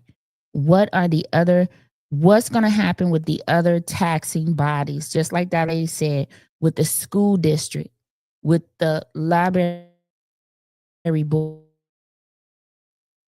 with the park district. Then longer be anything going on at any of these other taxing bodies, because the cooperation will be such a lag. It will be such a lag because they now have to deal with the state and not with the city. So what does that look like? Especially the school thing. The school thing should be a big concern for the residents. With them not already meeting standards, that should be a big concern. But I believe that a lot of stuff was left out of this little here slideshow. A lot of money that is unaccounted for still. Maybe it's coming on the second portion of the slideshow. Maybe that's what's happening. Let's hope that that's what's happening. That the second portion of the slideshow will show the rest of the money. But let's take some bets. I think he's going to skip right to what could happen or what the state's responsibilities will be when they come in. I think he's just going to skip right to that. Who thinks he's going to skip to that? Damn, he was forced to provide this information. Yes, the plant lady. That's the other thing that I'm saying. You could have given this information way before now. I'm going to say this again. This is a 2-term mayor.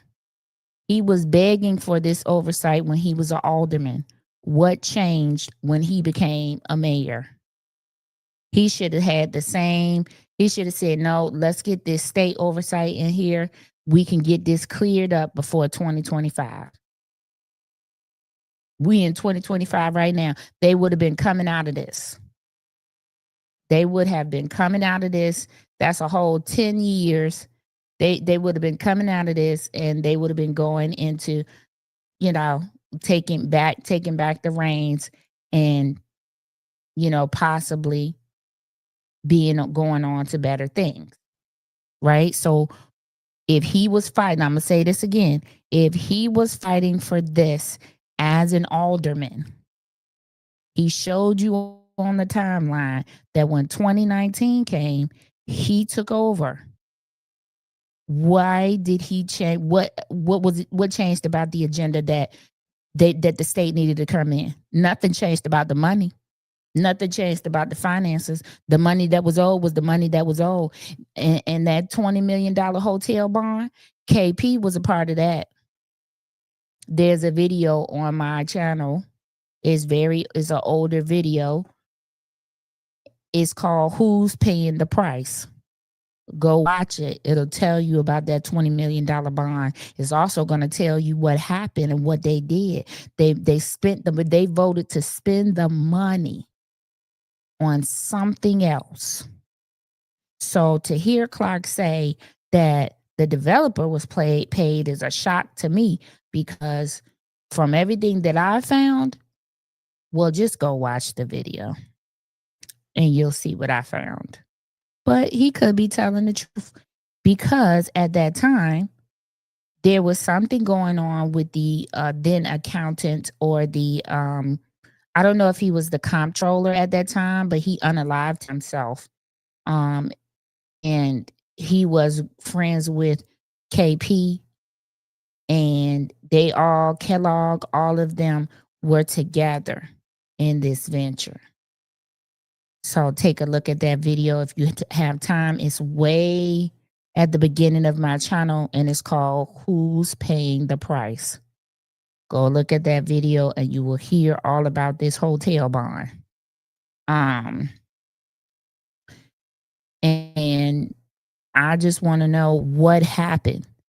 So in 2019, he's fighting from 2015 to 2019 to get the state to come in.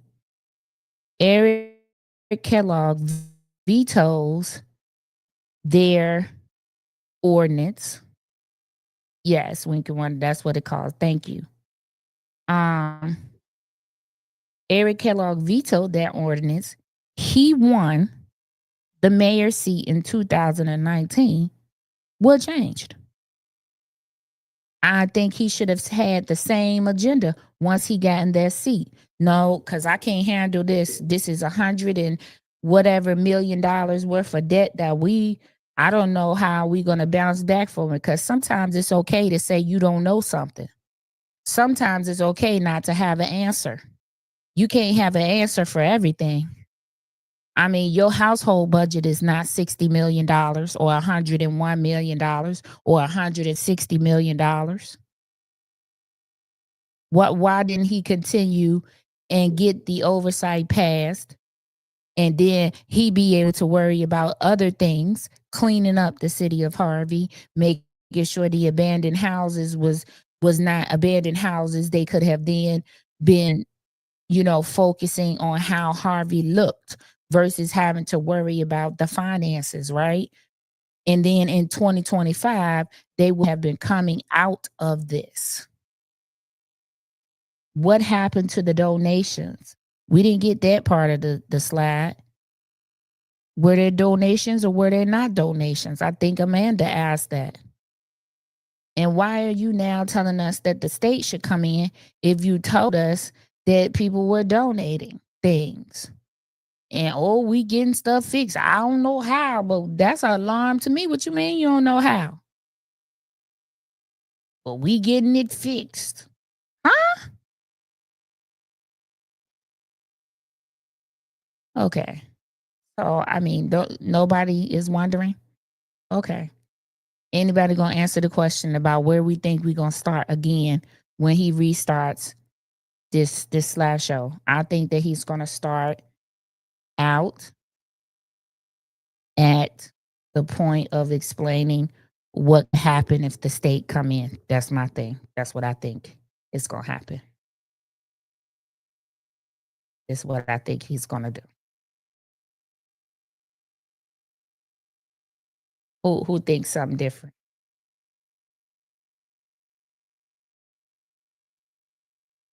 I think that he is going to start out by saying, well, this is what could happen if the state come in. You know, now we're talking about the state. I don't think he's going to let us know. Oh, he's back. Hold on.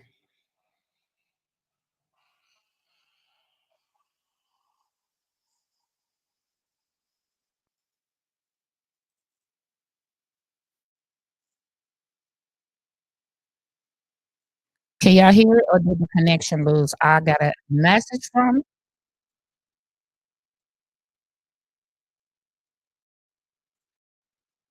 I got a. Okay, yeah, I got a message from StreamYard. Hold on 1 second. Hold the line, please.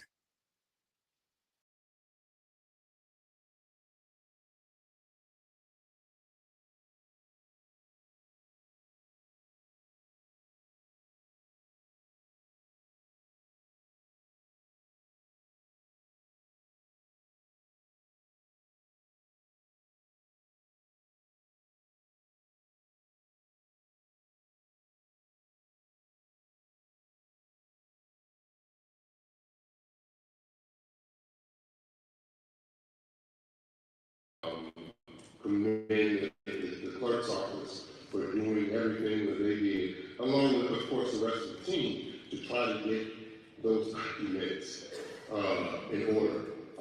Because it was a seismic piece of work and labor that needs to be done in order to do so. Of course, we inherited a lack of annual audits, and of course, because we didn't have the audits, we didn't have the paperwork either to complete some of those. The city's reputation for the public perception of corruption and mismanagement. And that's where we started. Next slide. So where do we go from here? Next slide. Well, where does the city get its property, get its revenue from? First, property taxes. In general, cities will get their revenue, a lion's share of their revenue from the property taxes.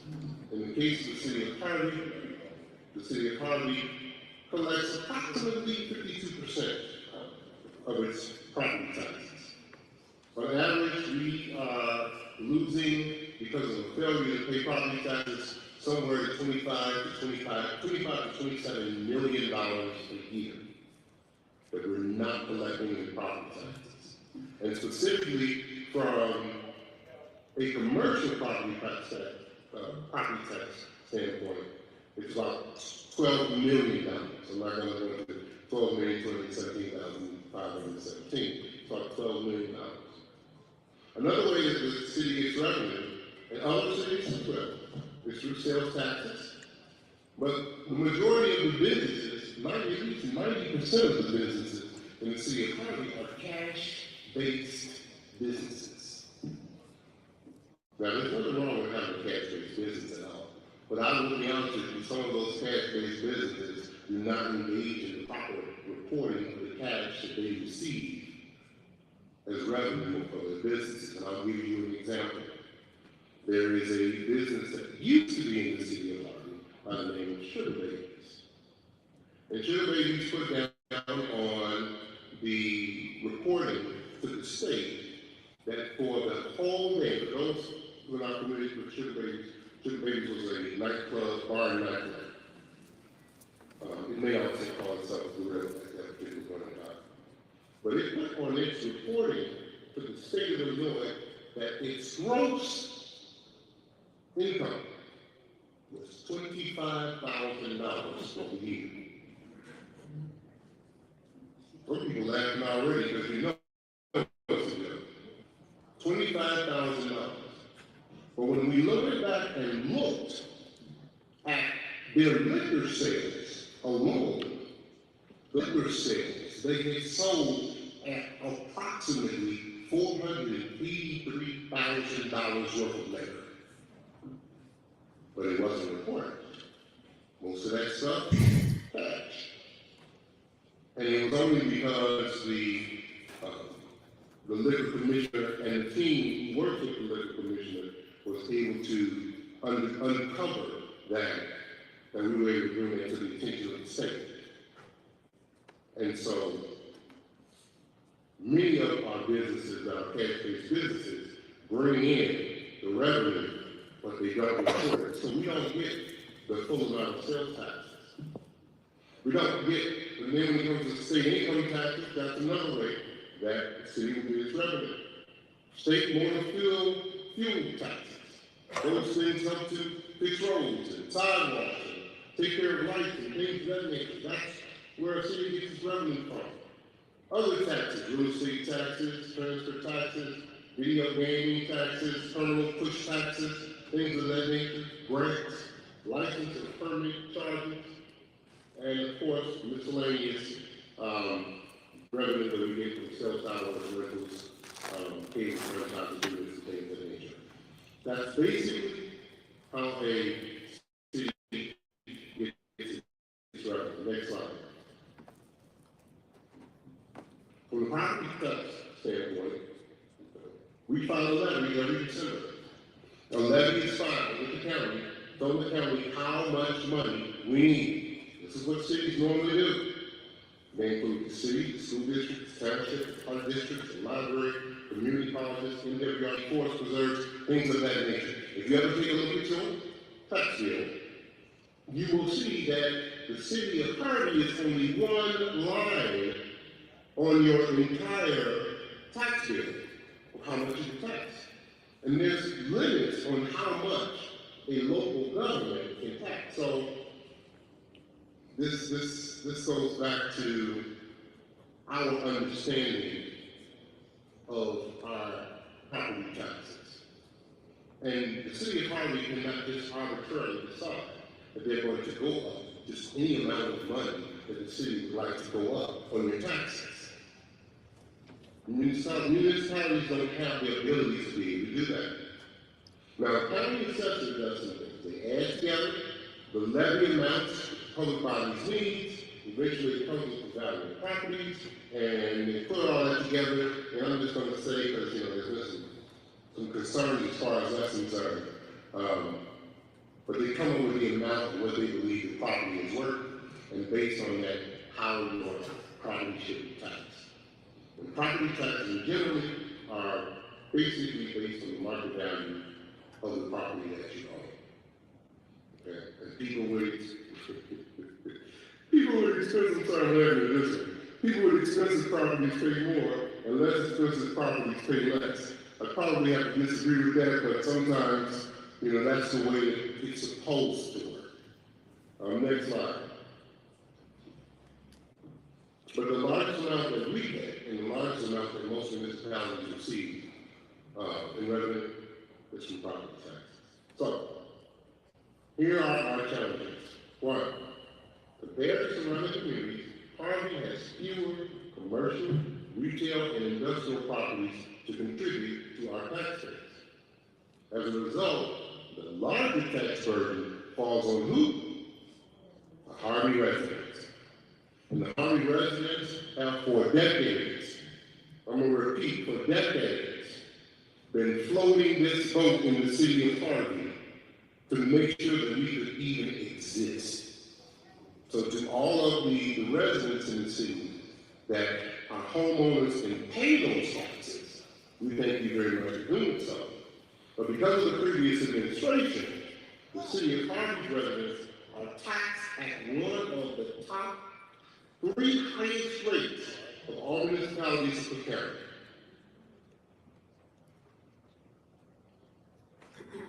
So we're taxed high. 52%, as I said, of the city's residents and of course commercial properties do not pay their property taxes. So we lose that revenue. And many of the city businesses, of course, don't pay. As of 2021, those businesses, those commercial properties owe, and I've said it so much, it almost became a song, $12,217,517 in unpaid taxes. That is 1 year.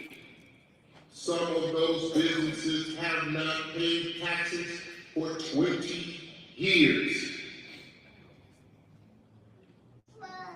And if you go back, and I'm not going to ask the person operating the slides to do so, but the very first thing that we do is the vast majority of the revenue that a municipality gets is from property taxes. And this is what we have. Next slide, please. The Cook County reassess, of course, property values, and many residents, because of the property taxes, cannot afford their homes. They're taxed out of their homes. Next slide, please. So, what did we do?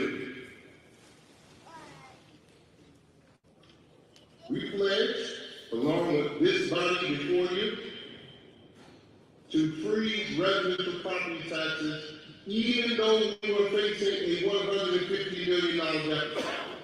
Now, there were some people who asked the question of, why would you do that? Why would you freeze increasing property taxes when you know that you already are $150 million in the hole? I'll tell you why. First of all, there's just a downright order of fairness. And the people in the city of Harvey have paid so much from a property tax standpoint that it's absolutely ridiculous. These are, some are poor, some are working poor people who have just enough month at the end of the month to try to be able to make it every single day. And when we go as a government and we decide that we're going to increase those taxes even more, what happens? We get what's called diminishing returns. People get to the point where they say, you know what? The taxes are just too high. I give up. I'm not doing it anymore. A lot of them have already done that and walked away from their homes. And when you see a lot of these abandoned properties in the city of Harvey, they weren't always that way. But some of them could not afford to stay in the homes in which they lived because the taxes were too high. And so what we wanted to do was show the people and the residents in the city of Harvey that we appreciate them, that we recognize you, that we see you. Because the same things that you go through, we go through as well as property owners in the city. We see you. And to increase your taxes, to me, would be just as irresponsible as some claim to be responsible because we owe $150 million. We would not collect any more money because we increase the taxes. So the taxes, if we increase the taxes, that 150 wasn't going to go down because fewer people were going to pay. Now, we're only one of 15 taxing bodies that's on your tax bill. So when you go look at your tax bill the next time, whenever they're just going to make their way into mailboxes. And when they do, and you take a look at your tax bill, just remember the city of Harvey did not increase its taxes. So if your tax bill has increased, then you need to ask yourself, who was it of those 15 districts that increased the tax bills to make you pay more? Because it wasn't the city of Harvey. And even though we knew that for some, considered it would put us in a bad way, we just couldn't do it. And I'm proud of what we did. I'm proud of the council members that agreed with it. And we decided to freeze those. Next slide. But the second installment of taxes should have been out in August 1st. But they have not sent out tax bills yet. Has anybody, at least not to me, has anybody in here got their Cook County property tax bill yet? Okay. I just want to make sure, maybe I was missing mine. Okay. But as a result,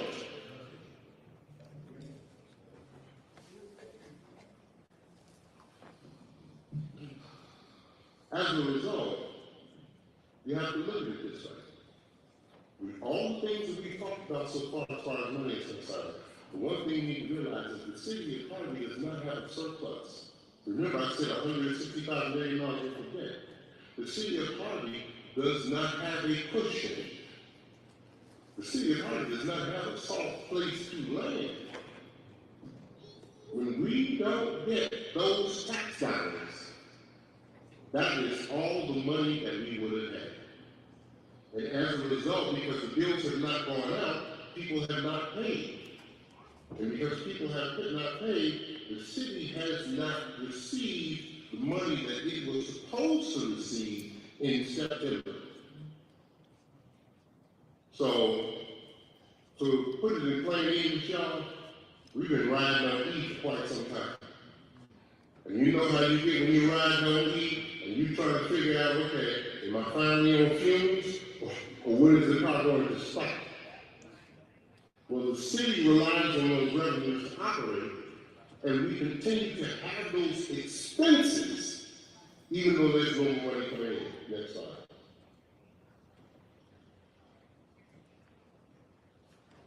So, even if we receive today those taxes, we still remain unable to meet our operational expenses. Because that money's already been spent. Okay?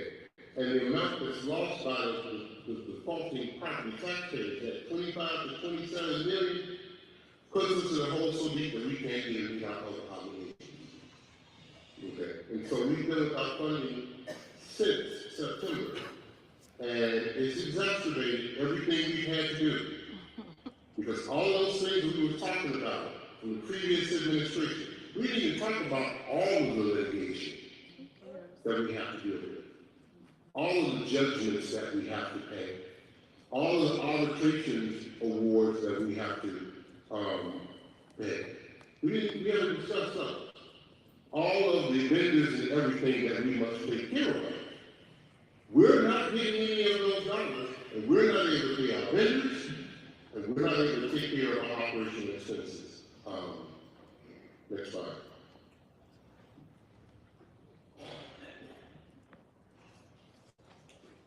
So, back to the pension meetings and that lawsuit.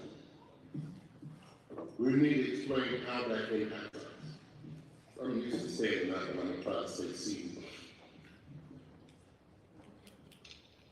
I'm going to kind of, you can read what it says here, but I want to try to kind of explain it to you. So, the city of Harvey gets a grant, say for instance, for $1 million, okay? And it's through the state. Because the city of Harvey gets a grant for $1 million, which is a great thing because we need grants. I think most people would, agree we need money. We need fixed infrastructure. Streets, curb, sidewalks, lights. We need to do those things. And so say for instance the city of Harvey got $1 million grant. One of the first things that happens with that $1 million grant is the comptroller, the state comptroller, because of the pension lawsuit, takes 35% of that $1 million. You follow me? So they take $350,000 of that $1 million. Now, we already established that we don't have the operational expenses, that we don't get the property tax and the sales tax and the state income tax and all those other things that we're supposed to get. So when we get a $1 million grant and then the state takes the $350,000, we are now in violation of that grant. Am I right, Howard? We are now in violation of that grant. So in order for us to get out of our being in violation, we have to come up with $350,000. $350,000. And we have to find it wherever we have to pay, wherever we can find it. Remember we were talking about robbing Peter to pay Paul? We have to rob Peter to pay Paul and try to figure out how to come up with the money to pay that $350,000. That $350,000 comes from where? Our operational expenses, which is an operational expense, which is a short way of saying payroll, to pay the employees in the city of Harvey. And if we don't come up with that $350,000, then one, we can't use the grant, $350,000, and right now we have, what is it, Attorney General's office, coming after us for $17,500 for a $50,000 grant we got for police. We got a grant for police. The comptroller took 35%, $17,500. And then the Attorney General's office is coming after us for the $17,500. So now we have to defend ourselves. So not only do we have to pay, we have to defend ourselves, we have to pay attorneys to defend us. Because we actually already properly used that $17,500 for the purposes of the grant. It's just a vicious cycle, over and over again. And this is what happens. And every time we take one step forward, we go 2 steps back. Every single time. Somebody's out there saying 3 steps back. Next slide. So, because of that, in addition to taking 35% of state funds, MFP funds, they're taking restricted funds, they're taking every type of fund there is. They're taking out funds from EPA. For those who are familiar with lead service lines, there are lead service lines in the city of Harvey. The city of Harvey was established in 1891. So there are lead service lines in the city of Harvey. And we were trying to get money for the ones, am I correct? And what did the comptroller do? Took the money. Not only did the comptroller take the money on behalf of the pensions, and like I said, this is the quantity. But then the EPA wrote us a letter saying that they weren't going to give us any more grant funds because our money is taken by the state comptroller. So that means while Linwood, Homewood, Flossmoor, Matheson, University Park, Olympia Field, that's why Orland Park, Tinley Park, and Colton, and everybody else gets to drink lead-free water, we get to get stuck with lead water because we can't get the money because our money is being taken by the comptroller due to something that happened many years ago. Many years ago, under another administration. And we have to continually try to figure out a way to find our way. Next slide. Same thing with the fire pension litigation. I'm not going to belabor this. Same thing with the fire pension litigation. Same thing happened. Next slide, please. And I think I've made my point. Maybe I haven't, but I think I have, because as far as sales tax, we have the same issue. This money continues to be taken. Next slide. State income tax, same thing. Next slide. Our motor fuel tax. Some people ask, why don't we fix the streets? Why don't we take care of those things? What about potholes and things of that nature? That money is being taken through the fire and nutrition. And I just have to just also know, because I've been here in the city for so long, and I'm looking at some of our wonderful residents, and some of y'all don't even buy the city sticker that helps to fund this motor fuel tax, so we can repair those roads. Next slide. The Rivers Casino revenue. We would get about, what is it, 1.2 million from Rivers, 1.4 million from Rivers Casino. But since Wind Creek is here now, there's been legislation put in place so that we don't get the 1.4 anymore. That instead of receiving the money from Rivers Casino, we won't get that money anymore. And instead, and this isn't only affect the city of Harvey, it affects a lot of the other Southland communities.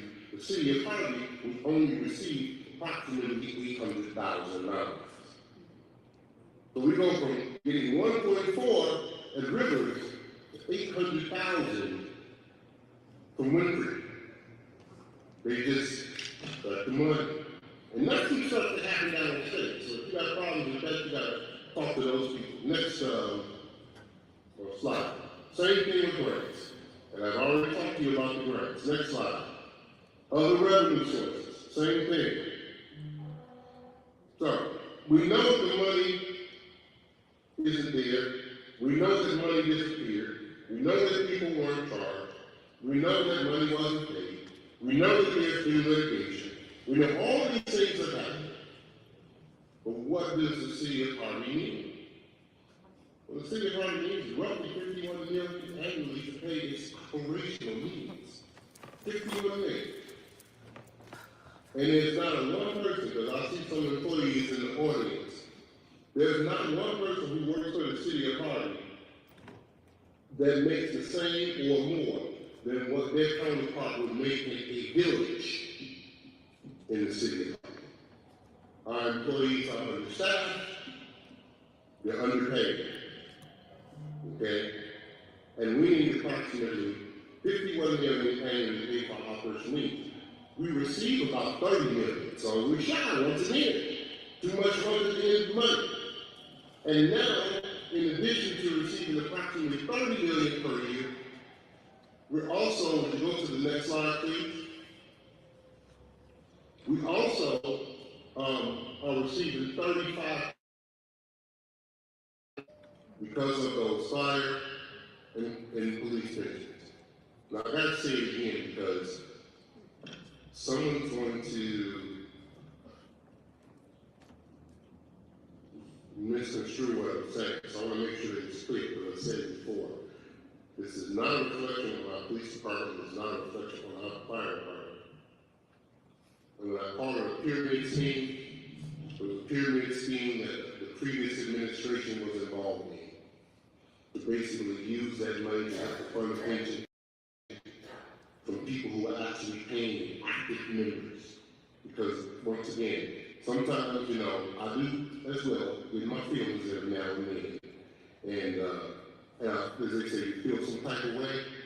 I don't want, you know, our first responders feeling that way at all because of the work that they do.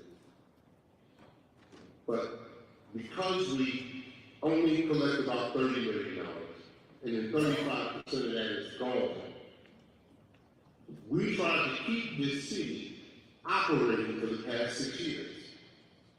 And we tried every creative way that we could to try to make sure that this city had streets like fire protection, that we had garbage picked up, refuse picked up every week, and that we weren't on the news. We worked opportunities off to try to do something. That's exactly what we did. We did increase property taxes because we knew that our residents could not afford it.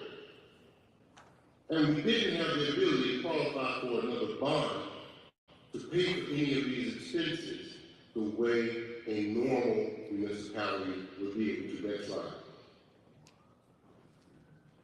So of course, we have additional challenges. Nobody sees their city's entire financial situation. The Illinois law has no provision for municipal bankruptcy, because there's some who say, well, why don't you just do it Detroit did?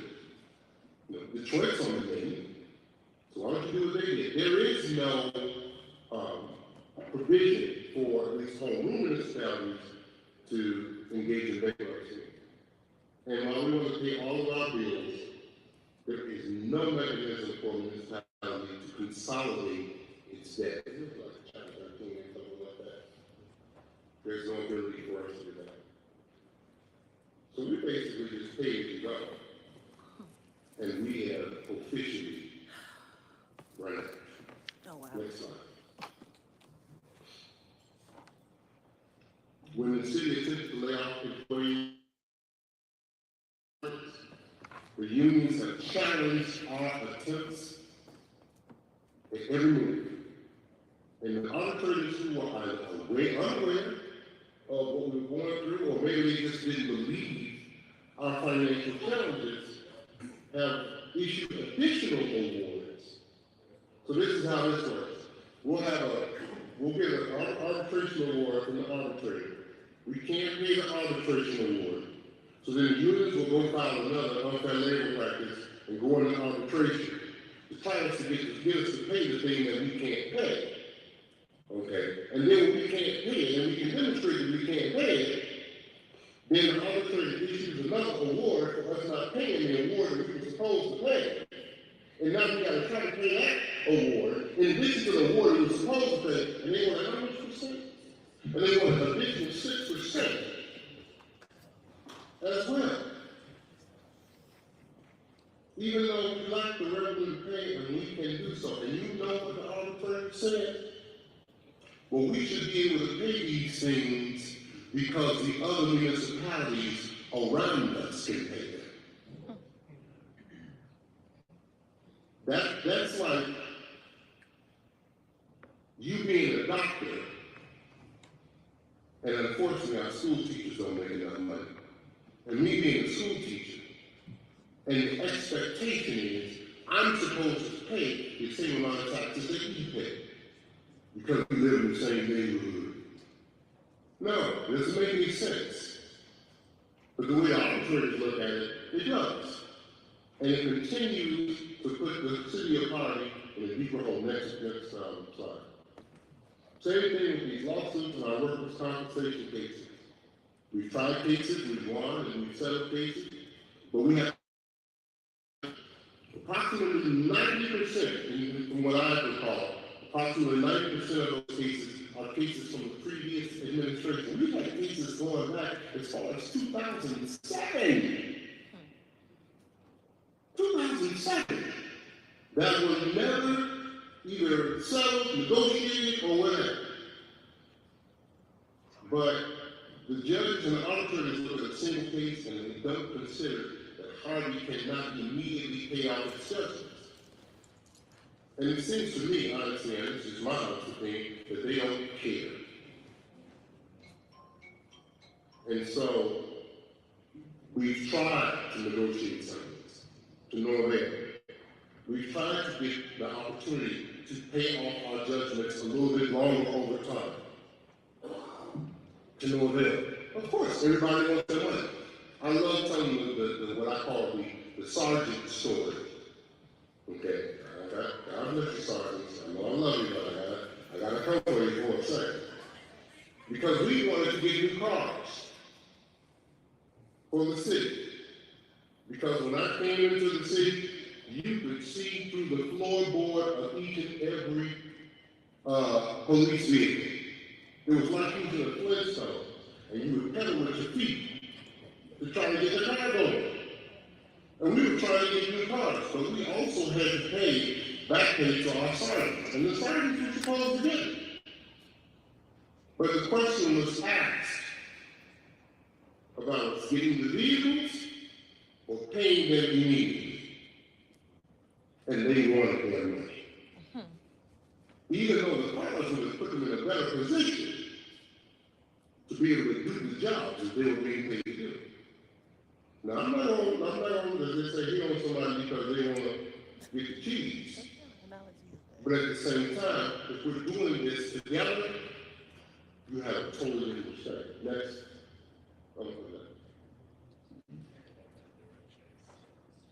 Oh, yeah. Yeah, that's the last one. If we can go, can we go back? Yes, we can go back. Well, there we go. Yeah, we also tried to file legislation to allow us to pay off our judgments over time, over a long period of time, but that failed because of pushback from the trial lawyers, lobbyists. Okay? Everybody's protecting their interests. Everybody's taking care of themselves. And while they're taking care of themselves, the city of Harvey continues to go down. And that's one of the main parts of this story. It's not just about what happened in the previous administration. It's about a lot of people sat and watched those things happen, and they absolutely not. People who relied on it to do something, and they did nothing. Next slide. So we had several successes, of course. We have finally sealed the deal on ending litigation over the bond default. We got ourselves out of the Securities and Exchange Commission's investigation, and that complaint was dismissed. We took care of that. Next slide.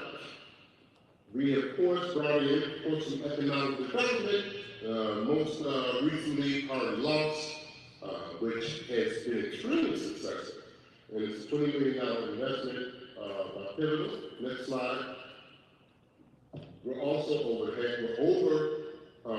calling Metro and Pace. They have received money on behalf of the city of Harvey. So for those who think that for some odd reason that when you see these initiatives taking place and you see the construction or whatever it is, you don't have to worry. The money goes, you won't worry. You don't have to worry. The money don't come past my desk. Because the money I don't even see what it looks like. I don't get to sniff it. That money goes straight from wherever the grant is, straight to the people doing the work. But that kind of happens when you have a hotel deal, where you're supposed to build a hotel, and all the money disappears. Now, it doesn't make a difference that you have a new administration, and that you have new people working in that administration, and that your mayor is an attorney. They don't care. They're making sure that bottom line is I don't touch money anyway. So I don't have to worry about going to jail for those who would like to sue me. Because the simple fact is, the money goes straight from the grant, straight to the people performing the work, and we have to provide documentation on all of them. Ain't that right there, Rosemary? Next slide, please. So, of course, we know that the city of Harvey is a desirable location. We have all these businesses, we have the locations, we have all the rails, we have all of the expressway, we have all of those things, but there are some other things that are hindering us. We can't seize property. So when you see some of the property that needs to be redeveloped, we can't seize that property because we don't have the money to seize it.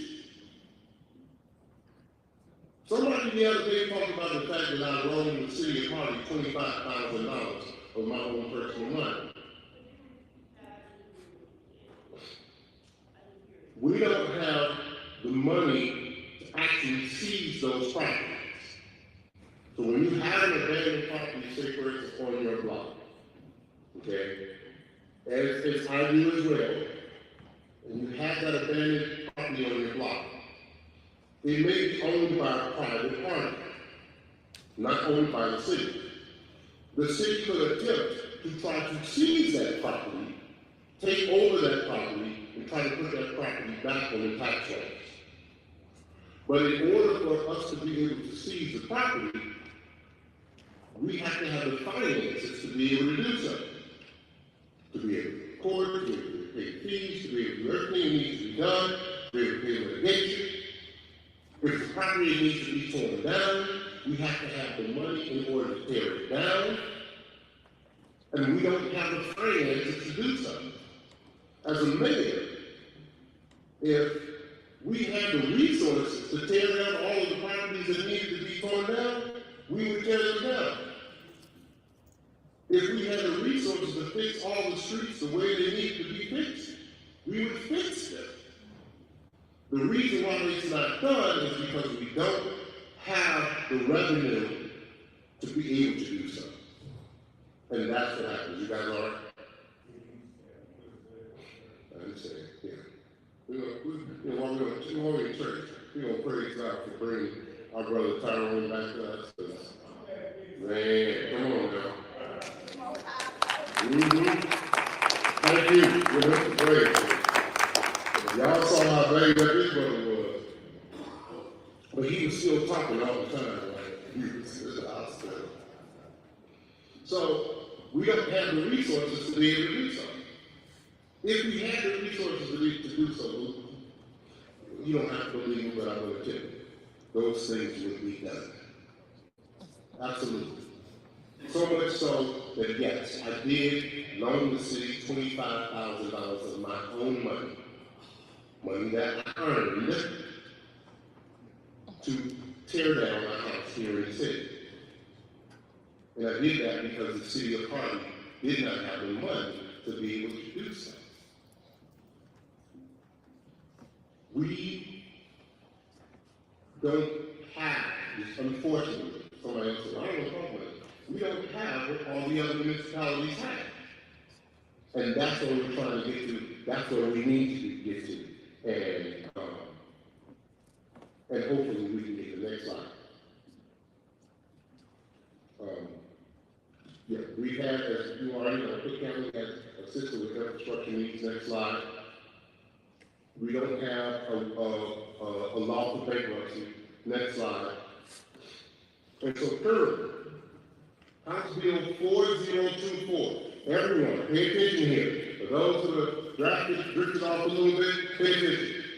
House Bill 4024 is currently pending in the veto session, which would provide $30 million in relief to the city of Harvey to continue operating until other revenue sources kick in. Because we still got all work to do.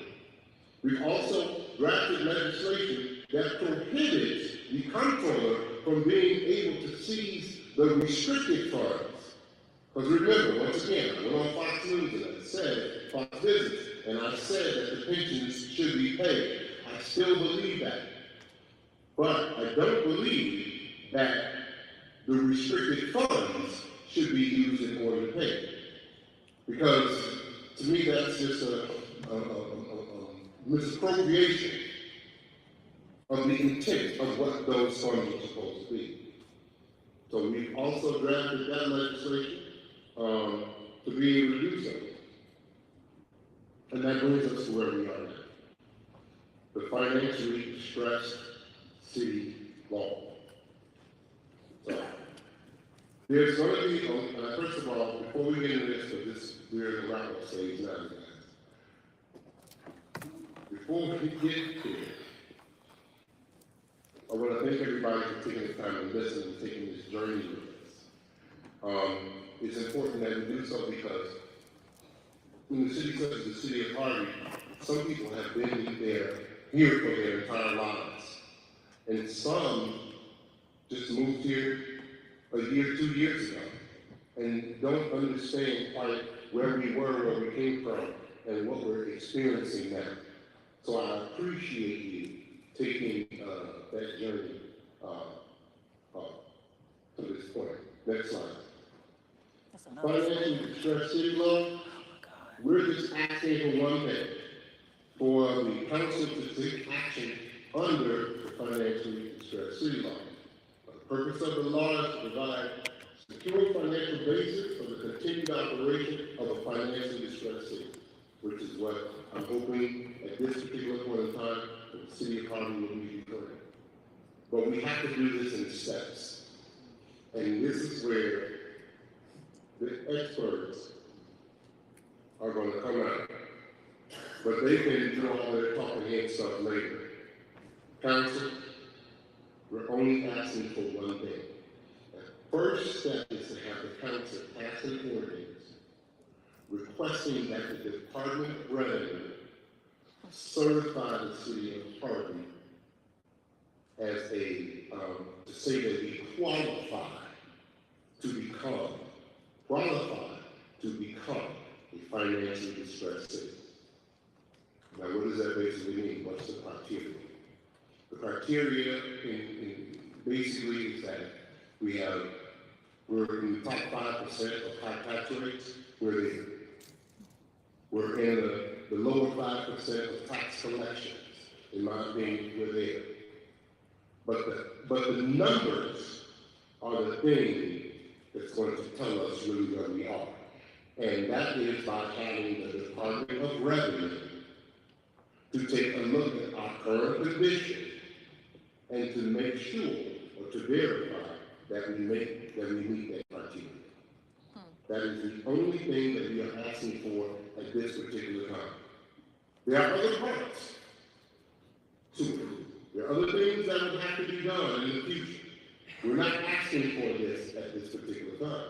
Because if we don't qualify for Part A, we can't go to Part B anyway. Okay? So we're asking for the council to vote in favor of this. Ultimately, it would pave the way for us to seek additional relief, which would include the appointment for some people who want to have it, for those who would love to have it, and I welcome it, and oversight, financial oversight authority, to be able to come in and go over our finances and check them out and make sure everything is doing what it's supposed to do. Because unless we get a reset here, okay, which is one of the things that this administration, we were trying to figure out a way to keep the boat afloat without having to go this route. There are some people in this audience that are members of the Harvey Coalition. I'm going to go some names: Mr. Nunn, Mr. Mahone, two people that used to advocate for this thing here. And at one point or another, during the time that they were in their lives, God rest their souls, we discussed this financially distressed city law. But if we did not have to go in that direction, we wanted to try to avoid it.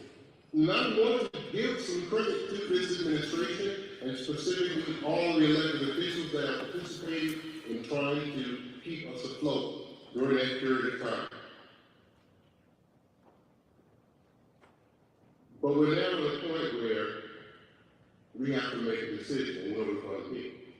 And for those who would like to see the financial oversight, because even though we present the bills every 2 weeks, and even though the Finance Committee goes over the bills, and even though they're passed by the council, some people say it's still not transparent enough. You will have a financial authority to be able to do so. And your mayor is not shying away from it. Your mayor welcomes it. We welcome it. Next slide.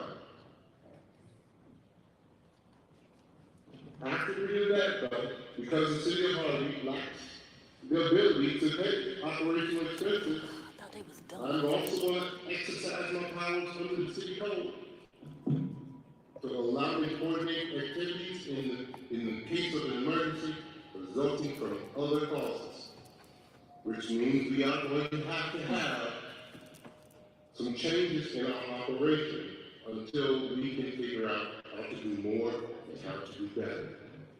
Some people want to call it a shutdown. I don't call it a shutdown because we're not just walking away from the city, but we are going to have to change the way that we operate because we cannot afford to pay all of the people that work for the city. We cannot afford to pay all of the bills that we need to pay. We cannot afford to pay all of the vendors that we need to pay. And just as the city shut down and operated with skeleton crews during COVID-19, we are going to have to restructure the way we operate now to make sure that we can afford to pay the people who work here every single day. Now,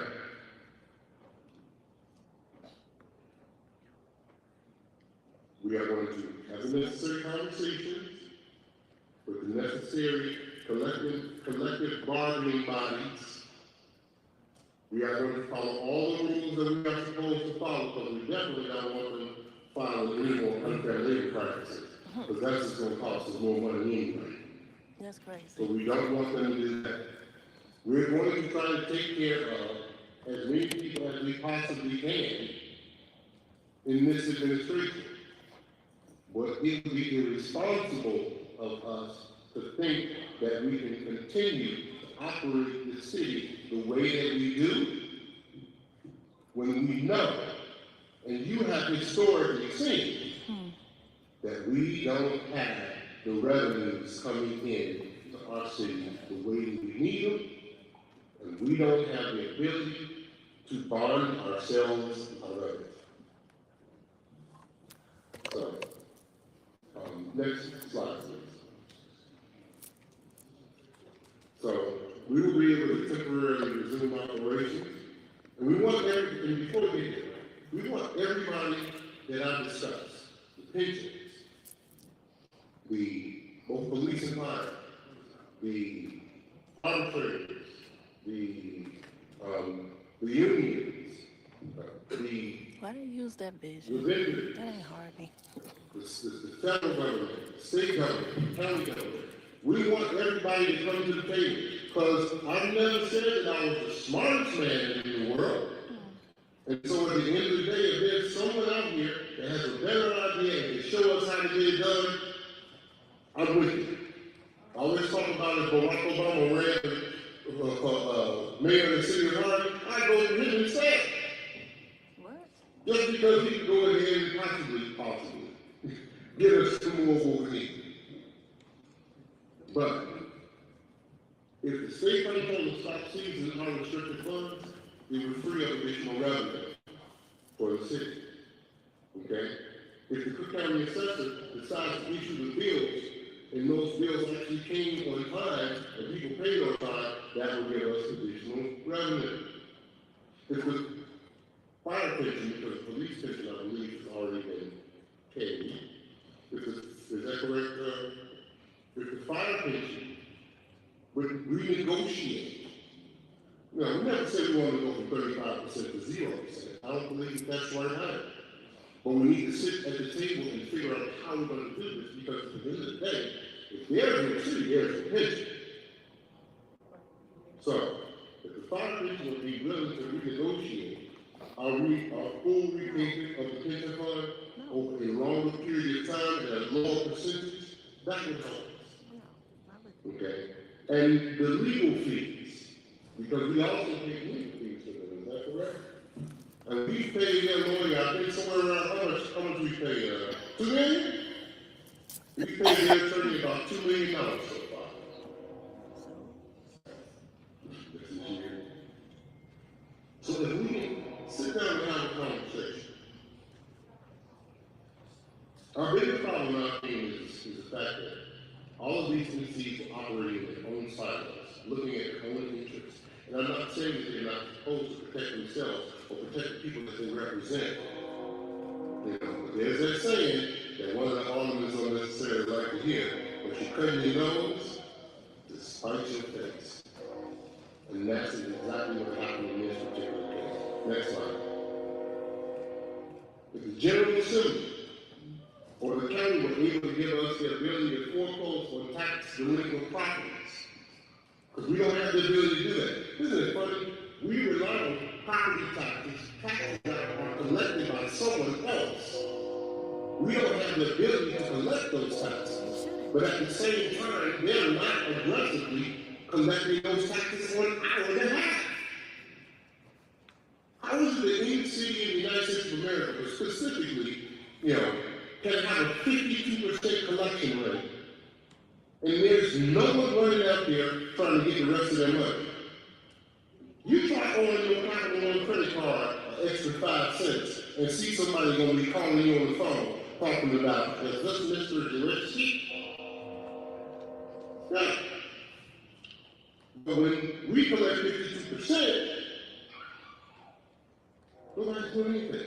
We just allow it to exist this way. Is it that we don't deserve to have a full amount? Or what's going on? So if we can get the General Assembly of the county to give us authority to foreclose on those taxable properties and parcels, it would give us the ability to put those properties back on the tax roll. And we are, of course, open to any other ideas. So I think that's it. But once again, thank you so much for listening. And so now at this particular point in time, follow the rule, and you got, council decide what it is that you want to do.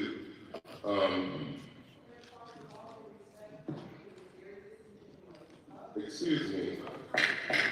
No. And it's disingenuous for you to stand up in the middle of the meeting out of order. Thank you very much. Council, what is your pleasure? Point of order. Okay. We have a motion to limit automatic comment to 3 minutes per hour. Point of order. Is there a second? There's a motion and a second. Okay, well, there is no point of order because there's nothing that is out of order. We have a motion by the. Mayor Clark, we really need to have a point of order. That's improper, and you are out of order. I'm always out of So, order. yes, so there is a motion by the fifth and a second by the sixth to limit automatic comment, so we are going to have it to 3 minutes. Is that correct? Spoken for the past hour and 30 Would minutes. We need our vote tonight in order to Would you please come to order? I'm hopeful, no Please come to order. speaking up on behalf of Please the come to order. Would you call the roll, Madam Clerk? Alderperson Ruiz, that's deplorable fifth ward Alderperson. Alderperson Chapman? No. Alderperson Smith? Yes. Alderperson Key? Alderperson Randall? Alderperson Rogers? Yes. Motion carried. Motion carried, okay. So what we will do is, we will start with the second one. There's something to be said, so, Could we start in in the response sequential to order? this, Could we start in the sequential order? no, we can start where the chair says that we're going to start. You have something to say? Please set the clock for 3 minutes. Residents, I want you to pay close attention. Why would we be hindering any and or specific debate or conversation around something that's going to have an everlasting impact on us for who knows how long? Tonight, you didn't hear anything more than what you already knew via Google search when you type in Eric Kellogg. Hello. What you heard tonight was a blame game. And what we need are specific, measurable, you ever seen a SMART? We need that, a SMART chart. Specific, measurable, realistic, timely goals. That's not being said here. We're not having any understanding. Why would I be limited to 3 minutes, but the mayor's been speaking for 90 minutes? Did you know today that $1.4 million dropped in our bank account on behalf of Amalgamated Bank? Right, that's the support for 25 plus residents that's free. I'm pardoning all employees in here. You all right here, and in the back, very few residents, but certainly employees. And that is supposed to support you all being able to work. Where is that? That's what should be up on this screen, the bank accounts. Not a slideshow depiction of what we knew happened in the previous administration. At some point in time, we have to step up and have courage enough to say what we're going to do to move the city forward. When you spend $32,000, I know grant funding. I've never been granted access to any of those documents to identify that grant funding was specifically allocated to anything. Why would we be having, even this, I messaged Ms. Gonzalez just 48 hours ago, I found out about this. Why, as an older person, am I finding out 48 hours, it can't even be a 48-hour true posting, because we found out at 1:40 via Facebook, 146 in my inbox. Why wasn't it sent to me on Wednesday? If we are truly having a financial uproar, why did we spend over $32,000 like Ms. Askew mentioned just Sunday, when not even 10% of the residents attended? Not even 10% of the residents attended back in the 4th of July parade. So there it is, almost $80,000 on special events. I think we can add, just like we're gonna ask downstate, the House of Representatives to push us through for the 30 million, we couldn't have asked them to support us in pivoting those funds to go to your streets, to go to the street lights, to go to abandoned properties. 30 seconds.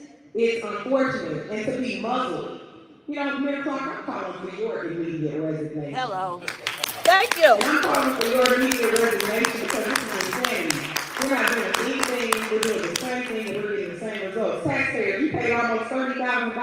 basically charged on arresting me and my mother. Hello. But I'm sitting here today.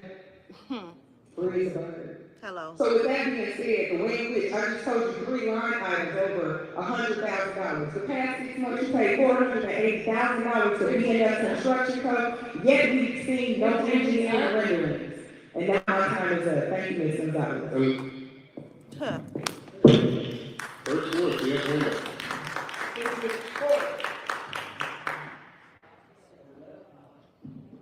Thank you, Mr. Mayor. Can everyone hear me? Thank you. What are we talking about here? We are talking about an ordinance to request certification and designating our city as a financial distress city. None of anything else. We're talking about the beginning steps. Now, some people may say, well, we know our history. Well, let me tell you something. You know it, you're going to hear it, so we don't repeat it. How many times we were in school, we heard about our history. We cannot just close the door to it. We have to face it, to move over, and accept it to avoid ever repeating it again. This is what this purpose is. This is the purpose for us to sit back and say, do we collectively say, wait a minute, I'm paying the highest taxes here. Do I want a record of that? Darn right I do as a resident. Do I want a record that my community is the lowest collecting base? Darn right I want a record of that. That's going to help each and every one of us in our city to move forward. Nothing else, nothing more, nothing less. That's what we're voting on today. All this other stuff that we're talking about, this is what's on the agenda. This is what's on the agenda. So my question is, that's all we're voting on, correct, Mr. Mayor? That's correct. We are not voting on having an authority to come here and oversight our expenses yet. Am I correct, Mr. Mayor? We are not voting on that today. We are voting just the beginning steps to say, hey world, City of Harvey is on the top 3% of the taxes. Wake up all the other taxing guys. We're saying, hey world, we got a 3% in the highest of non-collecting rate. We have a problem here. Somebody come and help us. We're repeating our history back in 2015, raising our hands. We need help in the city of Harvey. Thank you, God bless.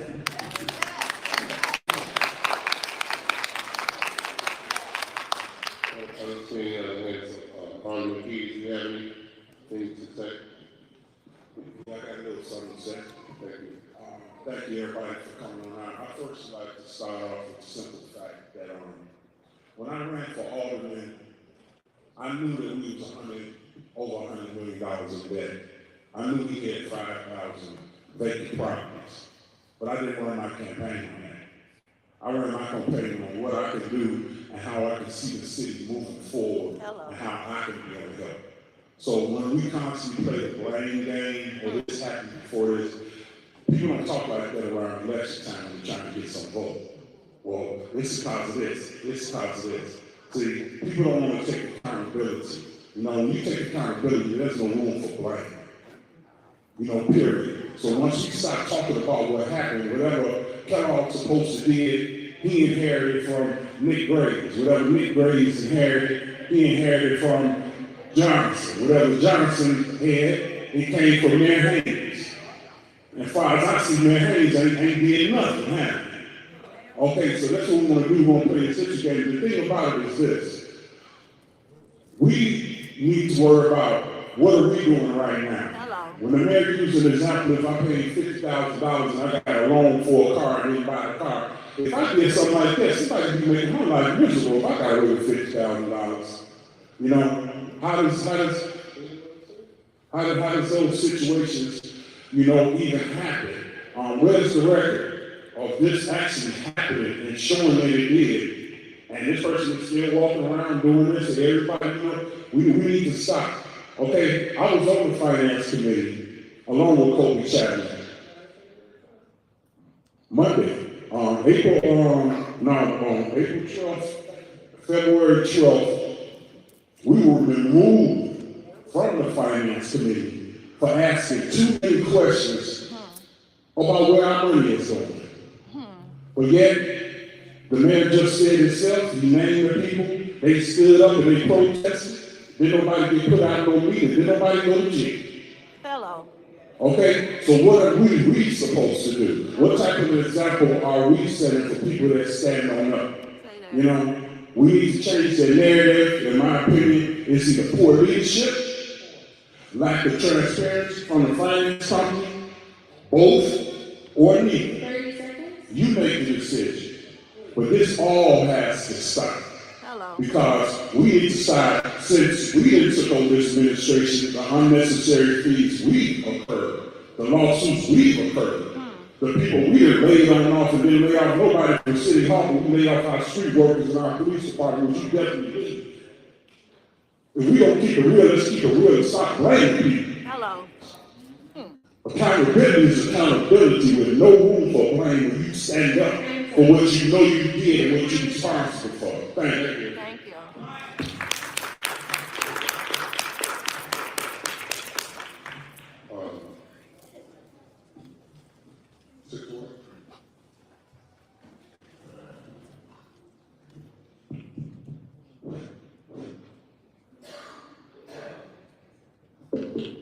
Hey, the microphone on. Can y'all hear me?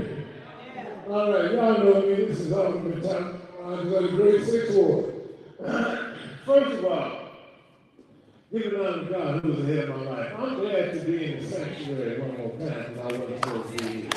February, September the 19th, I was in a terrible motorcycle accident where I almost lost my life. Staples in my head, stitches in my butt, my leg, and everything. But I'm here to talk about it.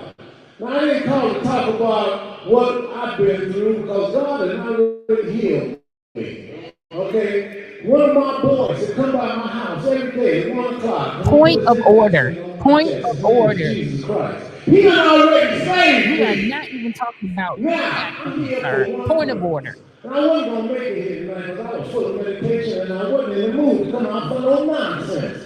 But I am so glad that Now they clap for a president. had the opportunity to say what was on his mind. And if he took an hour and 30 minutes, an hour and 60 minutes, or an hour and 90 minutes, it wasn't enough time to know what this city is going through. I'm a resident on 146 Avenue for 51 years. Google. No, I ain't no wildcat. Put on that I went screen. to Everyone Parker in can Chicago. This is I ain't no wildcat, but I was 19 years old, and God blessed me to have oh my God. 70 years, 3 score and Point 10. of order.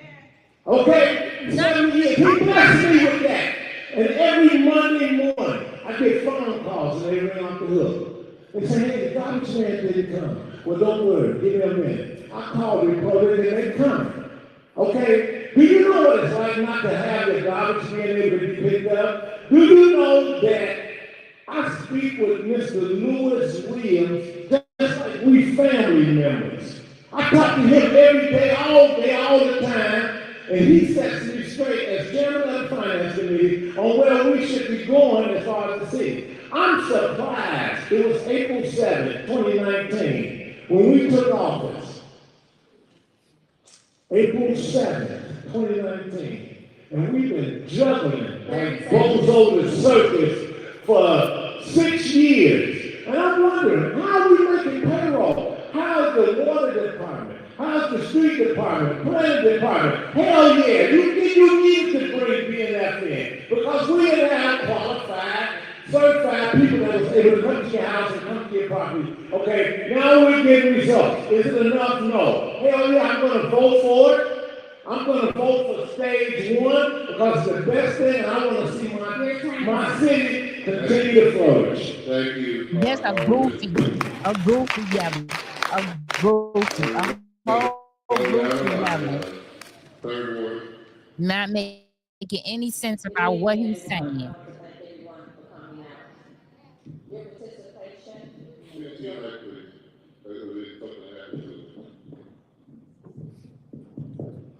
A whole goofy yelling. Good evening. I first want to start off by saying how it's very important for us to attend these meetings. So you all can see the foolery, not only here, and all the other entities like the Park District, too, as well, and the library, okay?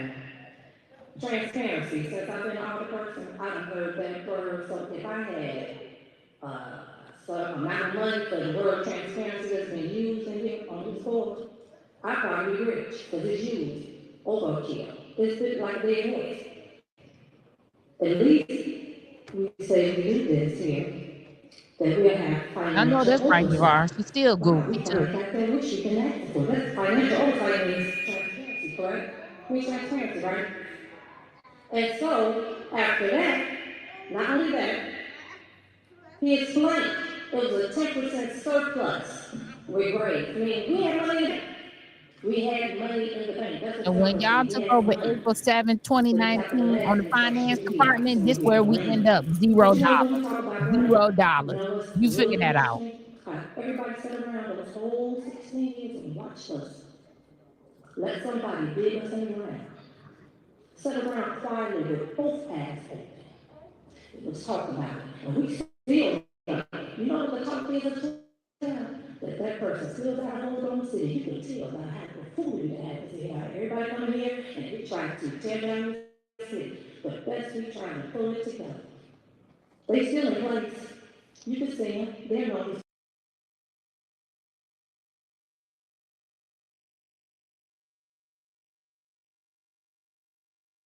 Something happened to Vivian's feed. Y'all know she don't like Talani. Hold on.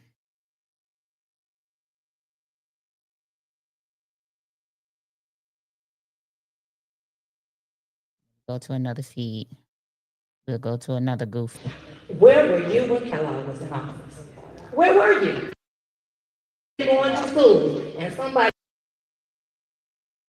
Everybody feed acting goofy. Give them a presentation where my third grader can understand it, and they still don't understand it themselves. And they want to be there. Good luck with that, people, okay? Have a great night. Thank you. And last but not least, fifth ward. Thank you. Thank you to all the residents and Please department heads. Please, let's still remain in order. No audience, please. Thank you. Reserve my time. 4 minutes back on the clock, please. No, that's Now, seriously, thank you all for being here. Look, I probably shouldn't be surprised, but I am. But I'm also just tired. I really am. She said, look, I want to know how did we get here and what we're going to do to get out of it. That's what the man did.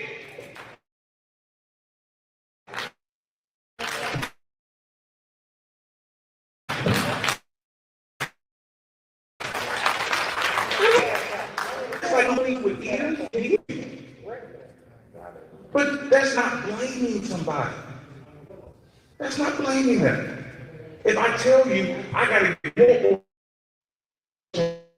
and do more work because of free, I'm not blaming them. It's a situation. Wait a minute. You mean to tell me every single city meeting, you get up and you say the same thing over and over. The same thing over and over. Even after you've been provided with the answer. Stop talking while I'm talking. That's being rude, sir. That's rude.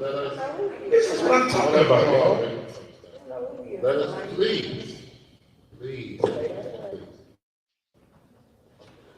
Continue. This is what I'm talking about. It's old for this. The doggone, even asking for all this transparency. You want to look at the books. We got somebody from the Internal Revenue going to look at them for you. But watch this. It ain't going to be good enough for some of y'all. It's not going to be good enough. They probably were working with y'all. People ain't working with us. We can't even respect each other, have a decent conversation. When our elders are sitting up here and can't follow the rules. Gosh, it don't have to be this difficult. We can actually work together. But the problem is, and I figured it out, some of y'all don't want that. You want to tear it down because you want somebody else to build it up. You got another agenda. You got another agenda. Well, let me tell you something right here in the house of God. Your agenda doesn't matter. God's does. So we're going to keep moving. I hope and pray for you. I hope that he can deal with your attitude, deal with your heart, deal with your mind, because it doesn't make no sense that all you have to say is negative stuff out of your mouth. Boo. Boo. Please, Are you done? I'm done. I'm about to leave this thing out. all right, before we move on, Alderman Dwayne, specifically you, I saw your hair raise up on your head. I never saw that before, like that. You know, unfortunately, we still have some Caledonians out there who seem for some odd reason, no matter what you do, if you speak that man thing in a way that they don't like, they got a problem with it. You know, I remember seeing Barack Obama on television when he was talking about President Trump, and he was saying, now what if I did the same thing he did? If I did the same thing that had been done between 2003 and 2019, people would be trying to burn me at the stake, and they would definitely wouldn't call it for my immediate resignation now. They would have called for my immediate resignation then. They would have also called for me to be locked up. But that stuff didn't happen because the Caledonians believe in supporting somebody who ran this city into the ground. Now, when Shirley Lewinsky, when we protested, Joe Whittington, when we protested, we were removed from office. And we were illegally removed from the office. And fortunately, the state's attorney and the attorney general, I believe, got involved and restored it. So we were removed from office.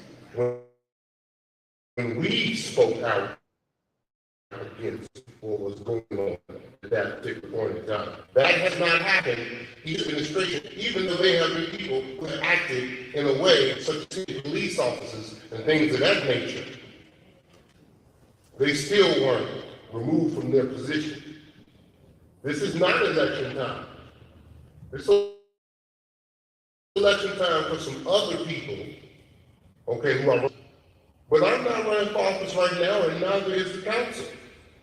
So you can keep that one because we're not running for office.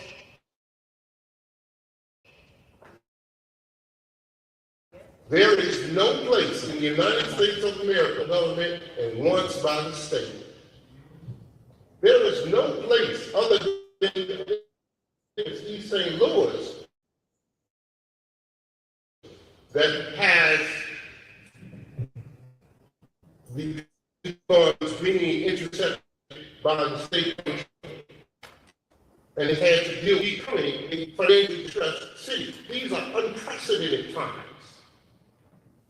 When you talk about police and gentlemen's clubs and providing police protection for drug dealers, those are unprecedented times. When you talk about the department being raided, those are unprecedented times. And the list goes on and on and on. So we're not talking about just what normally happens in normal situations. We are talking about situations that some of us as the elders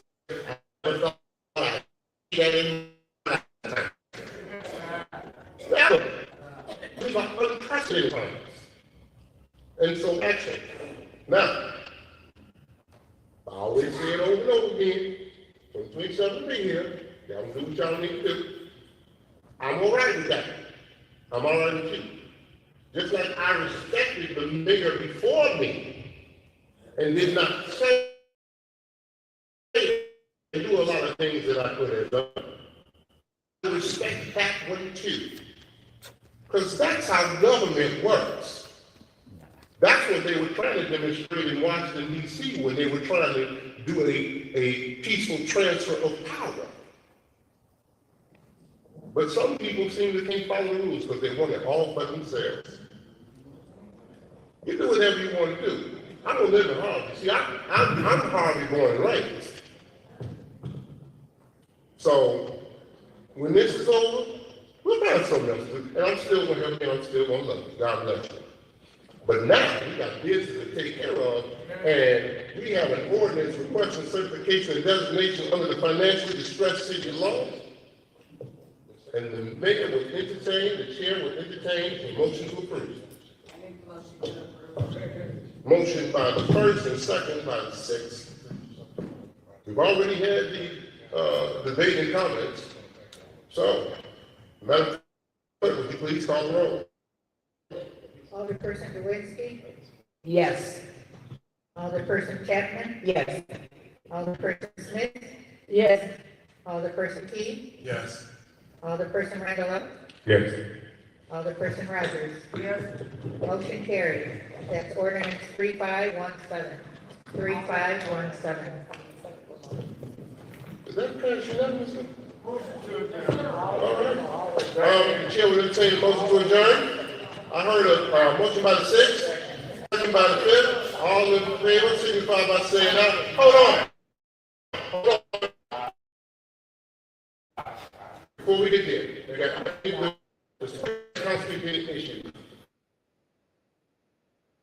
Keep in mind, the county has helped us fix that $2 million for that water supply line. And the county has also helped us with that 1.1 million or whatever it was, just hit our bank account from the bridge loan. It won't get us where we need to be. But there are some people who are willing to step forward to try to help us. And speaking of that, or the leader in charge or servant in charge, wherever he said, is he up there? The shepherd up there, there you go. The shepherd of this flock, we want to thank him and his team and all of the members for allowing us to use this space. I hope that whoever clapping for your leader, come on.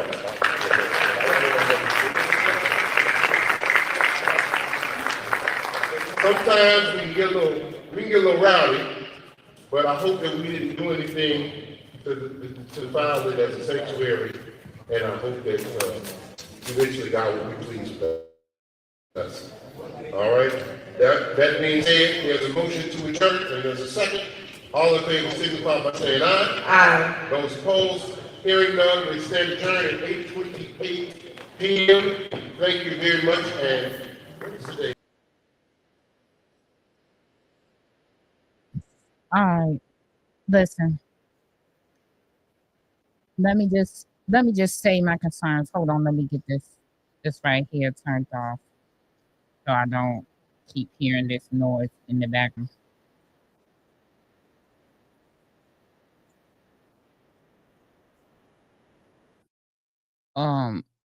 Here are my concerns with what just happened. My concern is, just like the alderman of the 4th Ward said, we are playing the blame game. When you came into this seat, you knew all of these things because you just admitted that you protested them before you got in your seat. You knew that the city was running at a $20 million deficit, it looks like. Yet when you got in the seat, you didn't continue to press to have the state take over the finances then, which is maybe probably what you should have done. Also, I feel like he's blaming the people for wanting their money. Why shouldn't I want my money? If you owe me something, why shouldn't you pay me? I'm not understanding why he thinks that you should rack up debt and rack up debt and rack up debt and it not be paid. He's making all these excuses. Well, they're taking the restricted funds for a debt that we owe to the police and fire. The key word is there, a debt that you owe, right? Because if somebody owed you a debt, you'll go to court and say, they owe me this money. I want a judgment saying that they owe me and I want my money. I mean, that's exactly how life works. People owe you money. They should pay you. If they don't, you take them to court and there's your due process and you get your results. So I don't understand why he thinks that they should just rack up money and people should say, oh, Harvey don't have any money. Let's just not have them pay this debt. So when would you pay it? That doesn't make any sense. Somebody get in these comments and ask and tell me that I'm talking crazy. That I don't make any sense about that Harvey should pay their debt.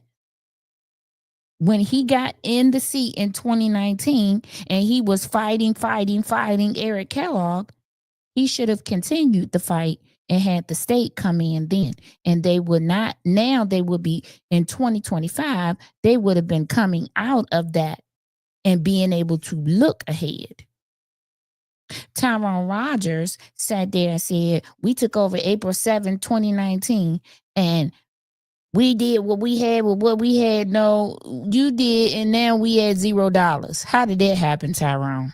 Tyrone, you did not make the case for yourself.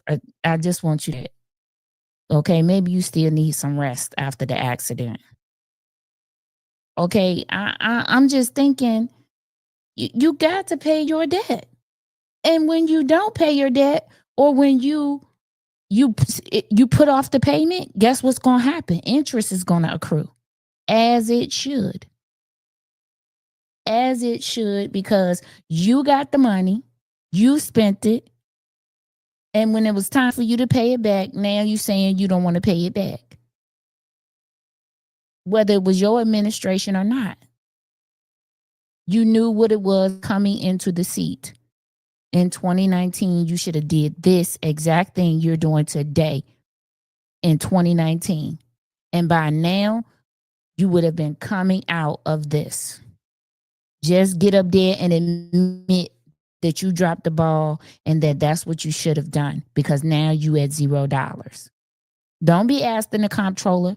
Don't be writing no bill or wasting the taxpayers' money, writing a bill or some legislation, paying some fake lobbyists to go up there and lobby for a fake bill that ain't never going to get passed because you don't want to pay your bills or who you owe.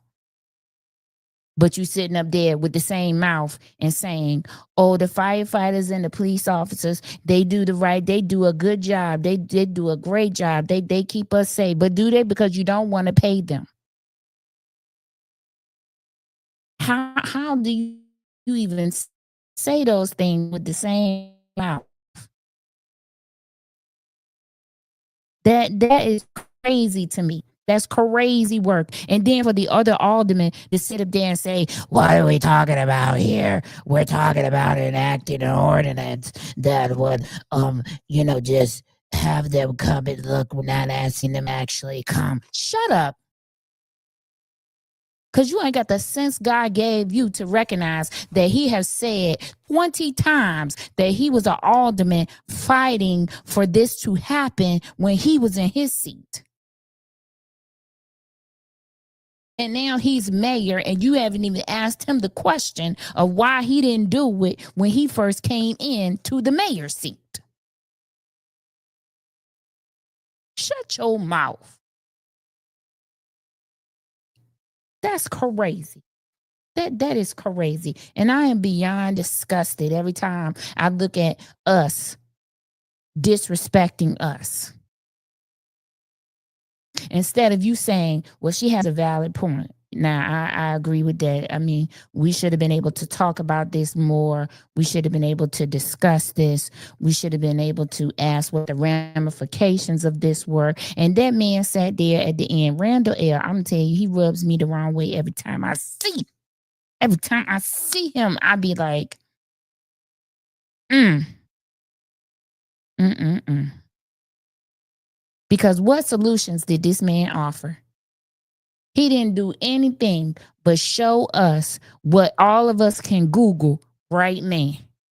We can go right there and AI, why is Harvey in the financial distress that they're in today? And Harvey and AI gonna come back and tell us a whole bunch of stuff.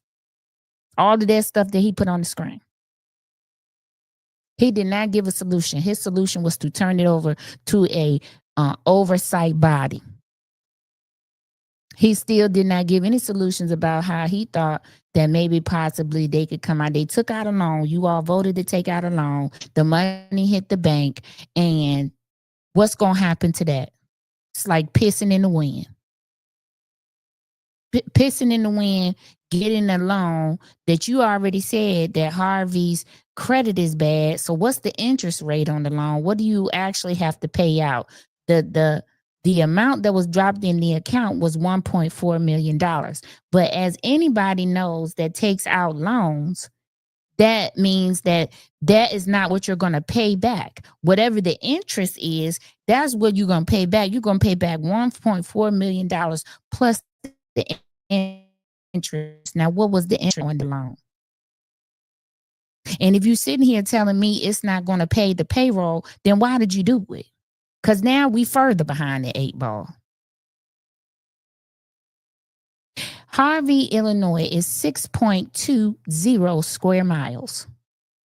What if the state comes in and takes over and says, Harvey is not worth all of this. We can dissolve Harvey into these other surrounding municipalities. And now Harvey no longer exists. And when you, whatever part of Harvey you used to live in, whatever city you close to, that's the city you're going to be under now.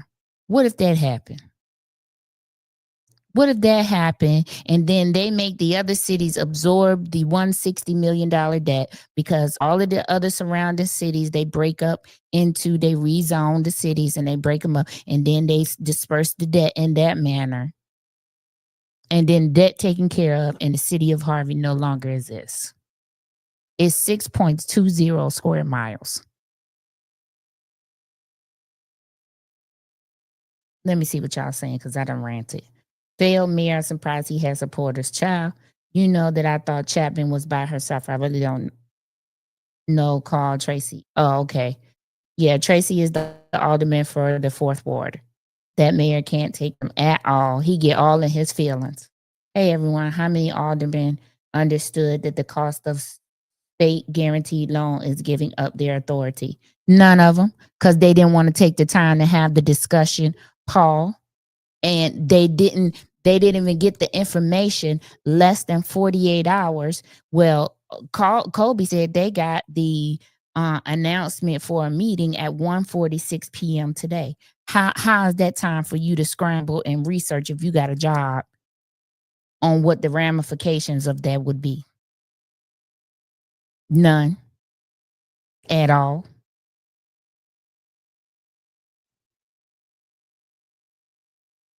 I mean, these are the things that we are dealing with.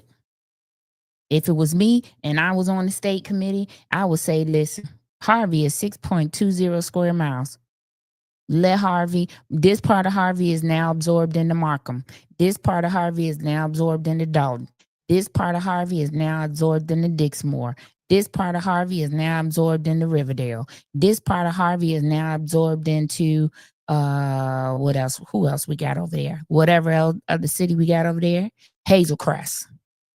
And now we're just going to tell them, hey, because some of these cities got cushions. So now we're going to tell them, listen, each municipality need to work out how they're going to um, absorb this $160 million debt that still needs to be paid. What we'll do is we'll work this out. This how it's going to be split. Blah blah blah blah blah, and that's it. South Holland, okay. What about Salt Village? That's a little bit far, but 6.2 square miles. I would look at that little piece of land and say, man, it'll be better for us to just split this up like this. Markham, Dalton, Hazel Crest, Dixmoor, Riverdale. And here we go. Now let's see.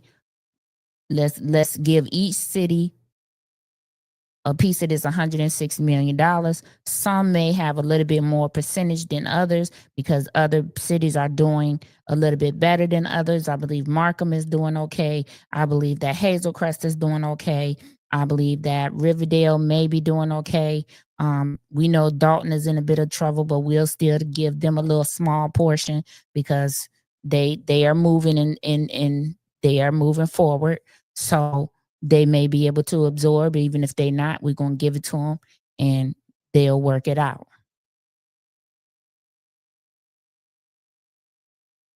So, for me, that's the risk you running.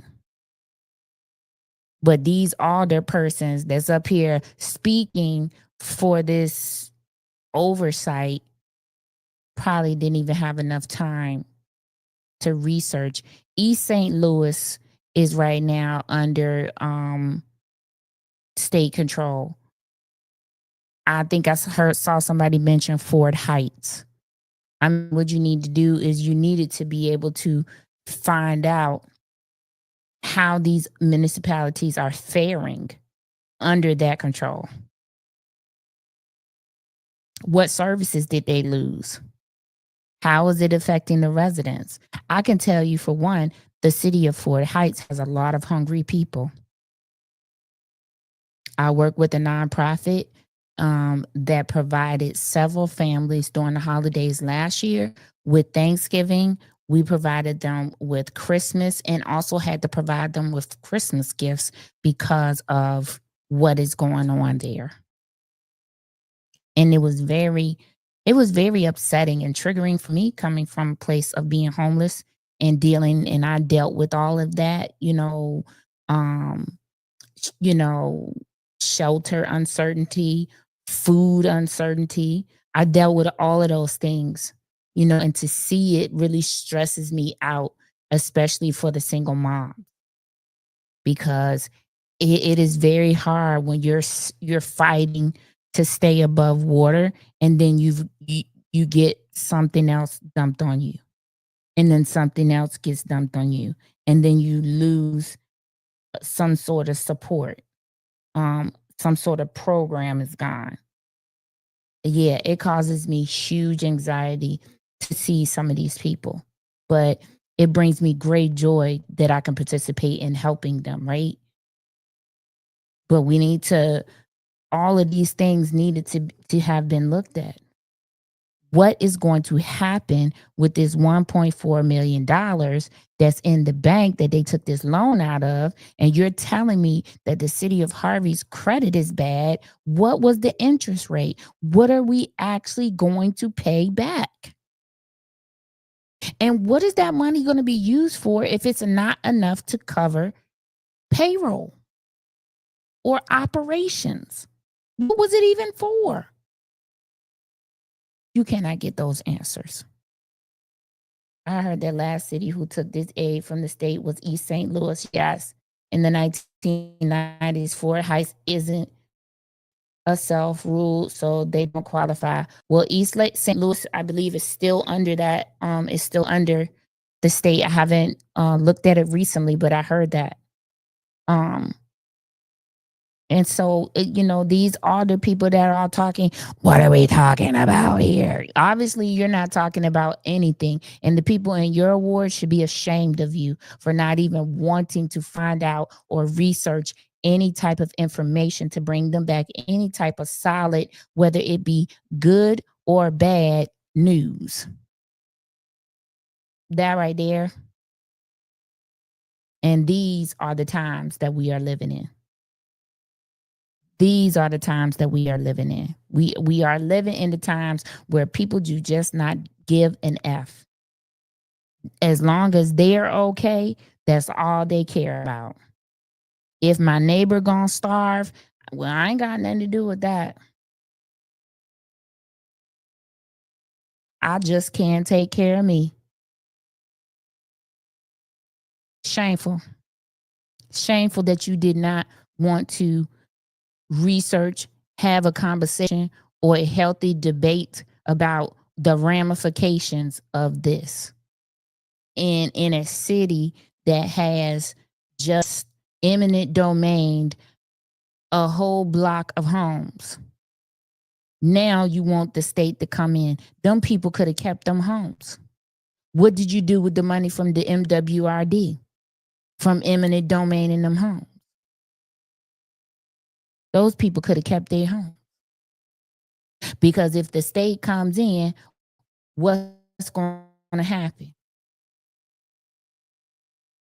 You're saying that the MWRD owns this property, yet no tear down has started yet of any of these homes. Nothing. That might even be another place of abandoned homes.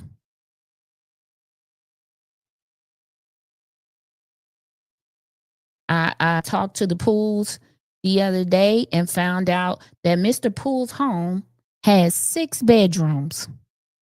This man had to go from something that he built for him and his children.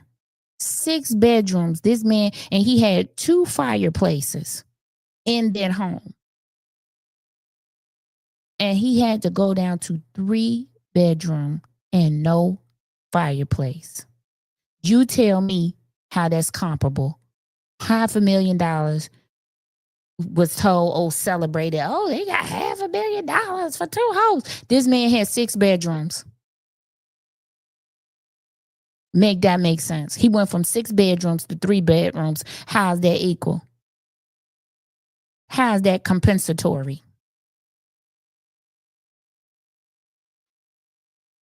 Can anybody explain that? Does that make sense to anyone?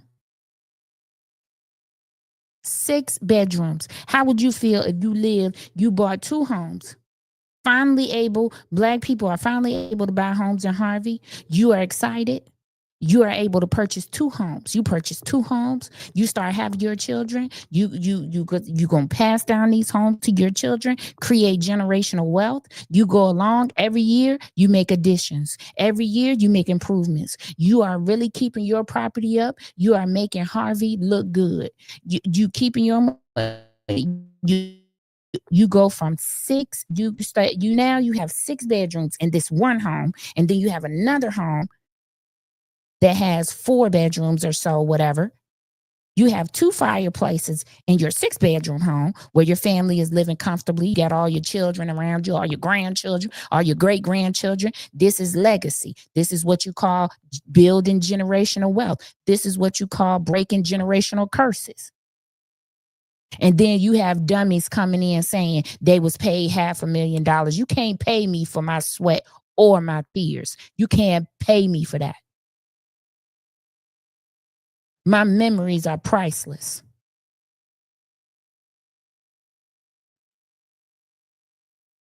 The audacity and the unmitigated gall.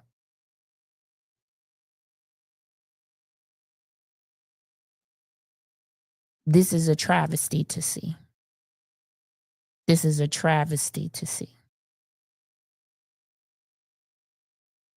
But here we are. Here we are. Still witnessing the same things. Still witnessing corruption. Still witnessing people having their own agendas and not thinking that I'm a public servant. I am here to serve the people and not serve myself. But anyway, y'all a little quiet tonight. I'm going to get ready to go. I won't be back because I'm not afraid. I don't care if 2 people watching. The thing that I want to say is this. You can call me whatever name you want, but you'll never call me a liar. You'll never call me a follower. You'll never call me a kiss ass. You will never, ever see me be selfish and harm the greater people. You will never see that. And for the person who said, I'm trying to make a name off of their name, bitch, I had a name before I met you. It was Kimberly Christmas. A lot of people know it. You don't have to know it, but the people that do, it matters too. And that's all I care about. I care about my name. I don't know what you can say about yours. I know what I could say about it. And I'm going to tell you right now, you threatened me in that courthouse, and I'm not going to let it go. Before I went to that courthouse, I had these thoughts in my mind. I said, you know, I am so tired. This person is like an energy vampire. They suck the fucking life out of you. I'm so tired of just dealing with this childishness. This person was not whooped enough as a child. This person was not given enough attention as a child. This person was not even given the time with their real father as a child. Maybe I should just let this go because I'm just tired.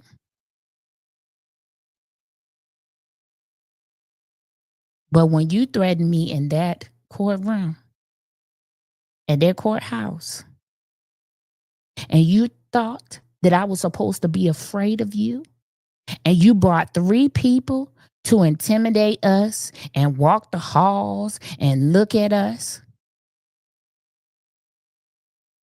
all I could see was Tiffany Henry in my mind. That you brought the goons to intimidate us. You brought people who was too afraid to stand up to you. They spent their whole day with you and you couldn't even buy them anything to eat. You couldn't even pay a bill for them. The blind leading the blind over there. One person you had to pay. The other 3 people, you couldn't even buy them lunch. You threatened me and you had 3 people sitting there and nobody didn't say anything to me directly. Stop getting on these internet, making people feel like you some type of gangster and you somebody to be afraid of. You're not anyone to be afraid of. And you know why? Because it's only the cult that keeps you thinking that you are dangerous. I'm not afraid of you. The audacity of you. I'm going to put your ass on notice. I'm going to be your kryptonite. I'm going to be your kryptonite because you should have never mentioned my children and you should have never, ever in your life, the life that God gave you after you were very sick yourself. You shouldn't have never threatened me. And I'm going to make you regret it. I'm going to make you regret it to the day you stop coming to Illinois. Do you understand me? Because I know you watching. You can call me whatever you want. You can call me cankles. You can call me fat. You can call me black. You can call me whatever you want. But don't you at the end of the day ever forget that we are both the same color. And the same way that they treat me is going to be the same way they treat you. It's a shame that Black people can come together to tear one another down, but we can't come together to complete a common goal.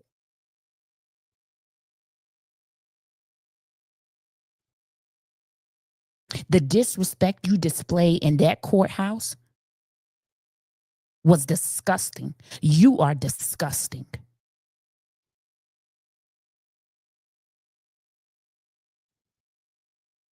You think that you should be the only one giving commentary and doing this and doing that. Well, I have news for you. Anyone, whosoever will, can get on this thing called YouTube and commentate and do whatever the hell they want without your permission. And will continue to. But you will rue the day you ever threaten me. I will be your kryptonite.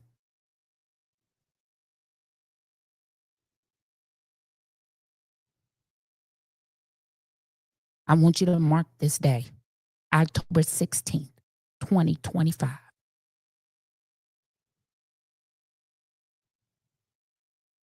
I never got on this platform and talked about you. Now, if I go to somebody else's platform and make a comment, that's my right to do so.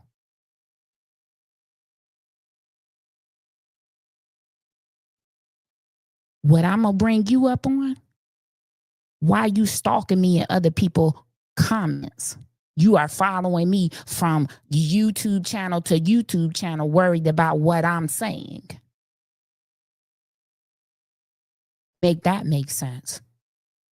Definitely harassing and stalking.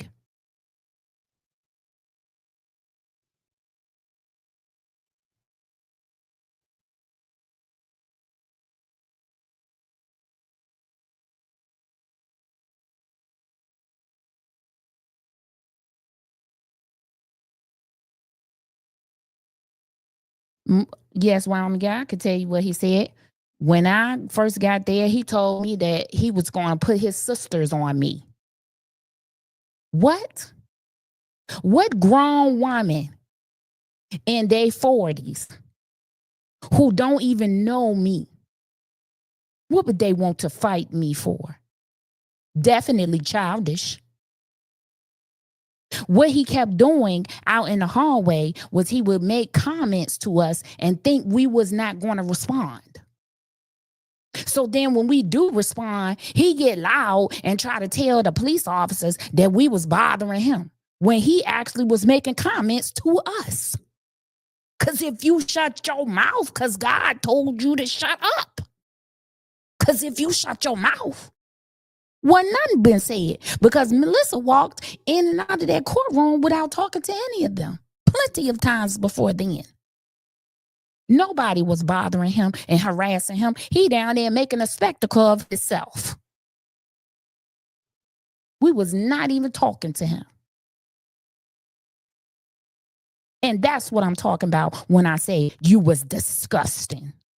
It was disgusting to watch somebody that called themselves an advocate, a national advocate at that, to conduct themselves in that manner and then get in that courtroom and lie under oath. And then had them people with you and they was lying too.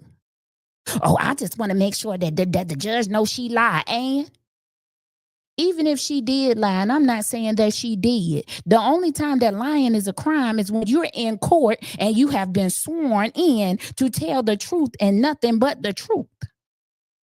Because people lie every day, and y'all let that man sit over there and lie on that platform for 3, 4, 5, 6 hours and don't think nothing about it.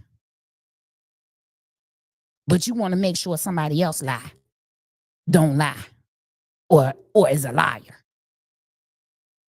You all need to have several conversations with yourselves about where you are in your life, because miserable is not the word.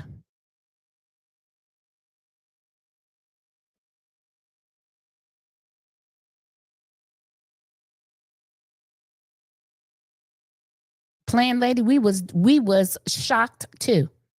We were shocked too.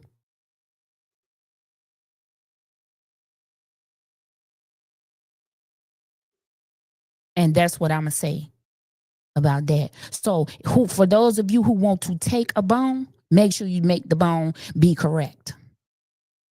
Don't take no lies. He threatened me.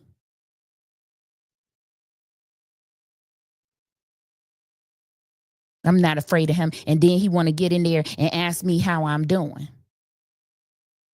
What sense do that make? You have multiple personalities, and I witnessed all of them in that courthouse. And I won't take it back.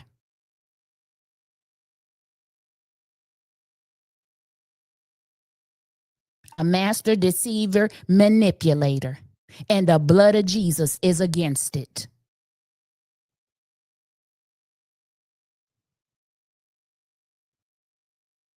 But I'm going to be your kryptonite.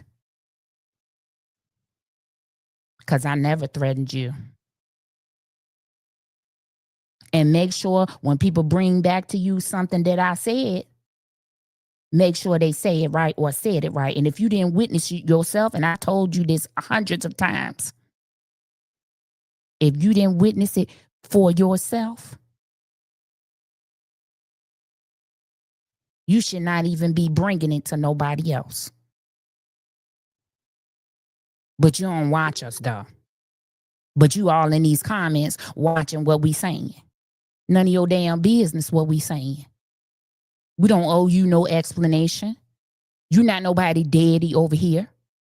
You don't tell nobody where they can go and comment. And for the people who sit here and watch me or watch whoever and don't comment, why would you let a person stop you from fully enjoying a platform? You should shut your electronic device down that you pay for, because you're allowing somebody else to control your behavior, and they're not even near you, don't pay none of your bills. You probably and ain't even never met them.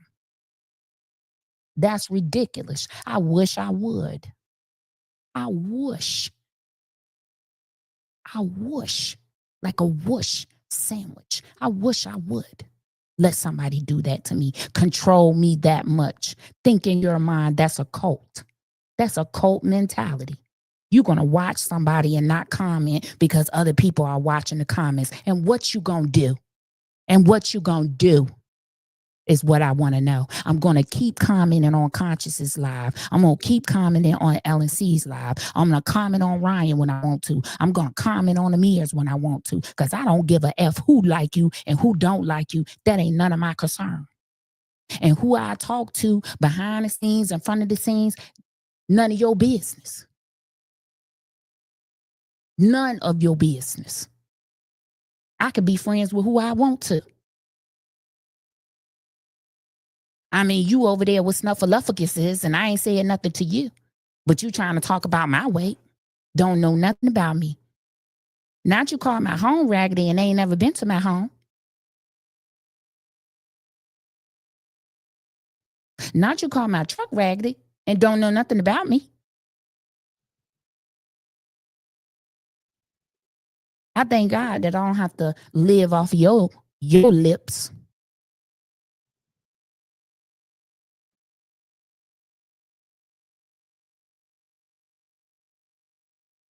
Exactly, million. It's like the center of a Tootsie Pop. We'll never know. Won't know how many licks it's going to take to get there. Huh? Some of you people need to ask yourself, why do he open up these groups and then he just, he get tired of them and he just start another one? Why did he start another one? For the vultures, when he get tired of you, what he gonna do? He gonna start another one? When you don't do what he wants you to do, when you don't raise enough money that he wants you to raise, when you don't give when he wants you to give, what he gonna do? He gonna start another group?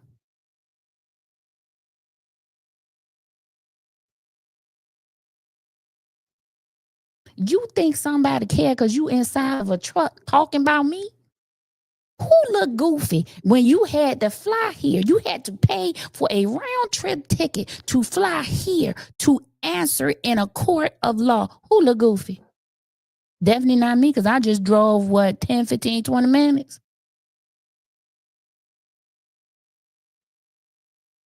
This stuff is draining. You are draining. This is draining. But I told you what I told you. I'm going to be your kryptonite because I'm tired of this whole matter. Not you admitted on the record that you didn't pay me. Huh? Can't wait to get them transcripts.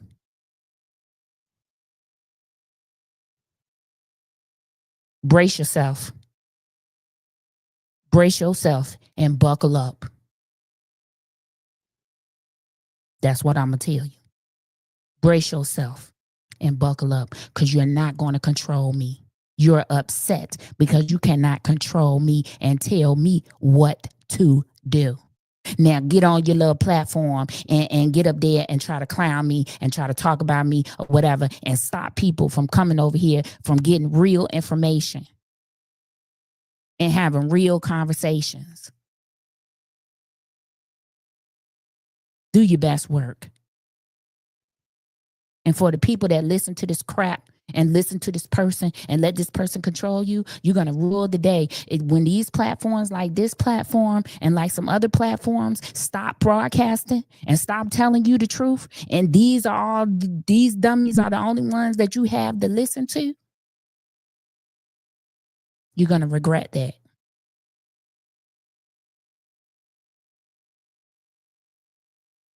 Hello, DMG. How you doing?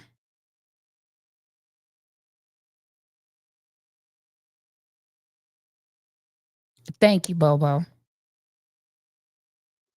Not the top notch investigators told this man out of the ragged truck. Child. Listen, if I wasn't my friend no more, I would be mad too. That's what I'm gonna tell you. If I was not my friend no more, I would be mad too.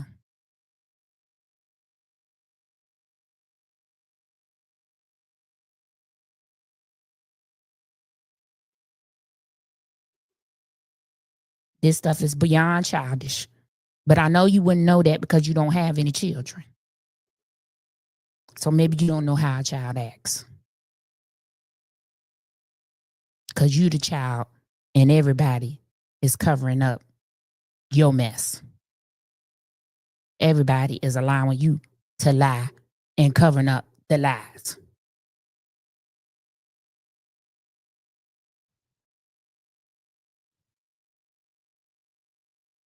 Fix it, Jesus. Hey, Miss Charlie, I'm getting ready to get out of here, child. I done had enough of this. I done had enough. I'm tired. Anywho, I'll be back. Lord have mercy. I did not mean to say all of that or get up here and do all of that, but I'm just tired. I'm very tired. That person is not hurting my feelings. That person is not making me feel no type of way. Because if you got to tear down somebody else to make you look good or to make yourself feel good or to put you somewhere you want to be that you're not, I mean, real adults see what's happening. For all the people asking, I'm fine. How you doing, Blood Redeemed One? I know that's right, Javar. Every now and then I got to do a little something because it be bubbling up on the inside because I just be like, it was an opposite day in the courtroom. And it was. But child, listen. I know one thing. My Bible says that the last shall be first, and the first shall be last. And I hope that rings in your spirit while you watching me or while you got people watching me. The first shall be last. While you striving so hard to be first, you're going to be put back right where you belong. And I'm going to see to that.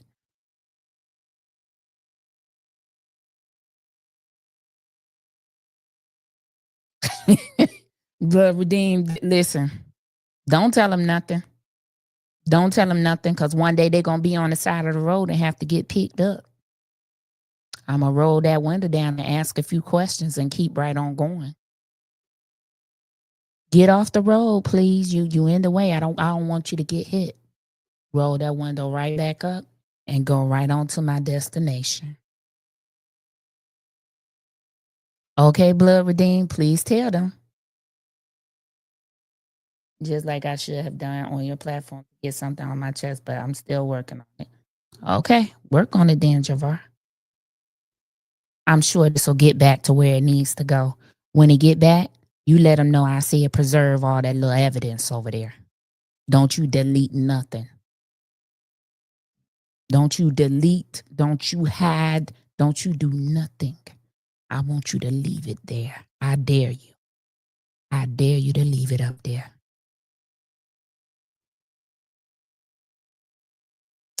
Well, with that being said, I don't have nothing else. Y'all got any other questions for me? Because if not, we finna get up out of here. That's it. That's all. That's all we doing tonight. I got more stuff later. I'm working on something. I got to go finish this work though. All right. Listen, thank y'all for tuning in. Hit the like button, share, subscribe. But make a decision today to stand up for yourself and comment anywhere you want to. If you like this channel, if you like Conscious channel, if you like Minion channel, if you like LNC channel, heck, even if you like Bernie Blue channel, even if you like Trina channel, choose Compassion, French Rain, whoever. You go and comment wherever and however you want. Because look at that bank account and that paycheck. You done worked really hard for that, and you was the only one that did it. And you the only one paying that phone bill, that internet bill, and that cable bill. Move like you an adult. Stop letting people tell you what to do. Because they miserable. Love y'all. And I mean it.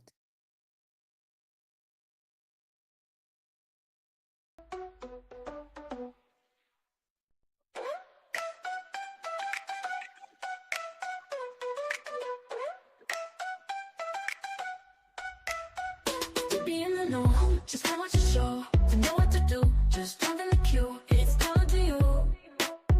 So what you gonna do? All in the queue, it's coming to you. All in the queue, just check out the view. All in the queue.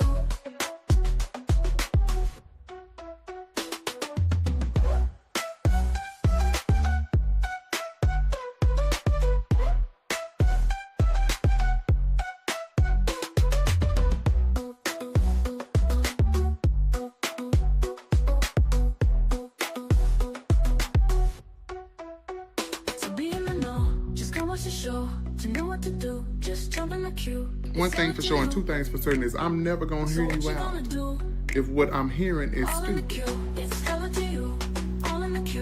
I'm not going to hear that. I'm not going to receive that. That's not my ministry. A lot of y'all sit and give too much of y'all time and effort to people who don't deserve it. Why would you be listening to somebody telling you that 2 + 2 is 92 when you know it's not? That is a waste of my time. It's not of the kingdom. It's not.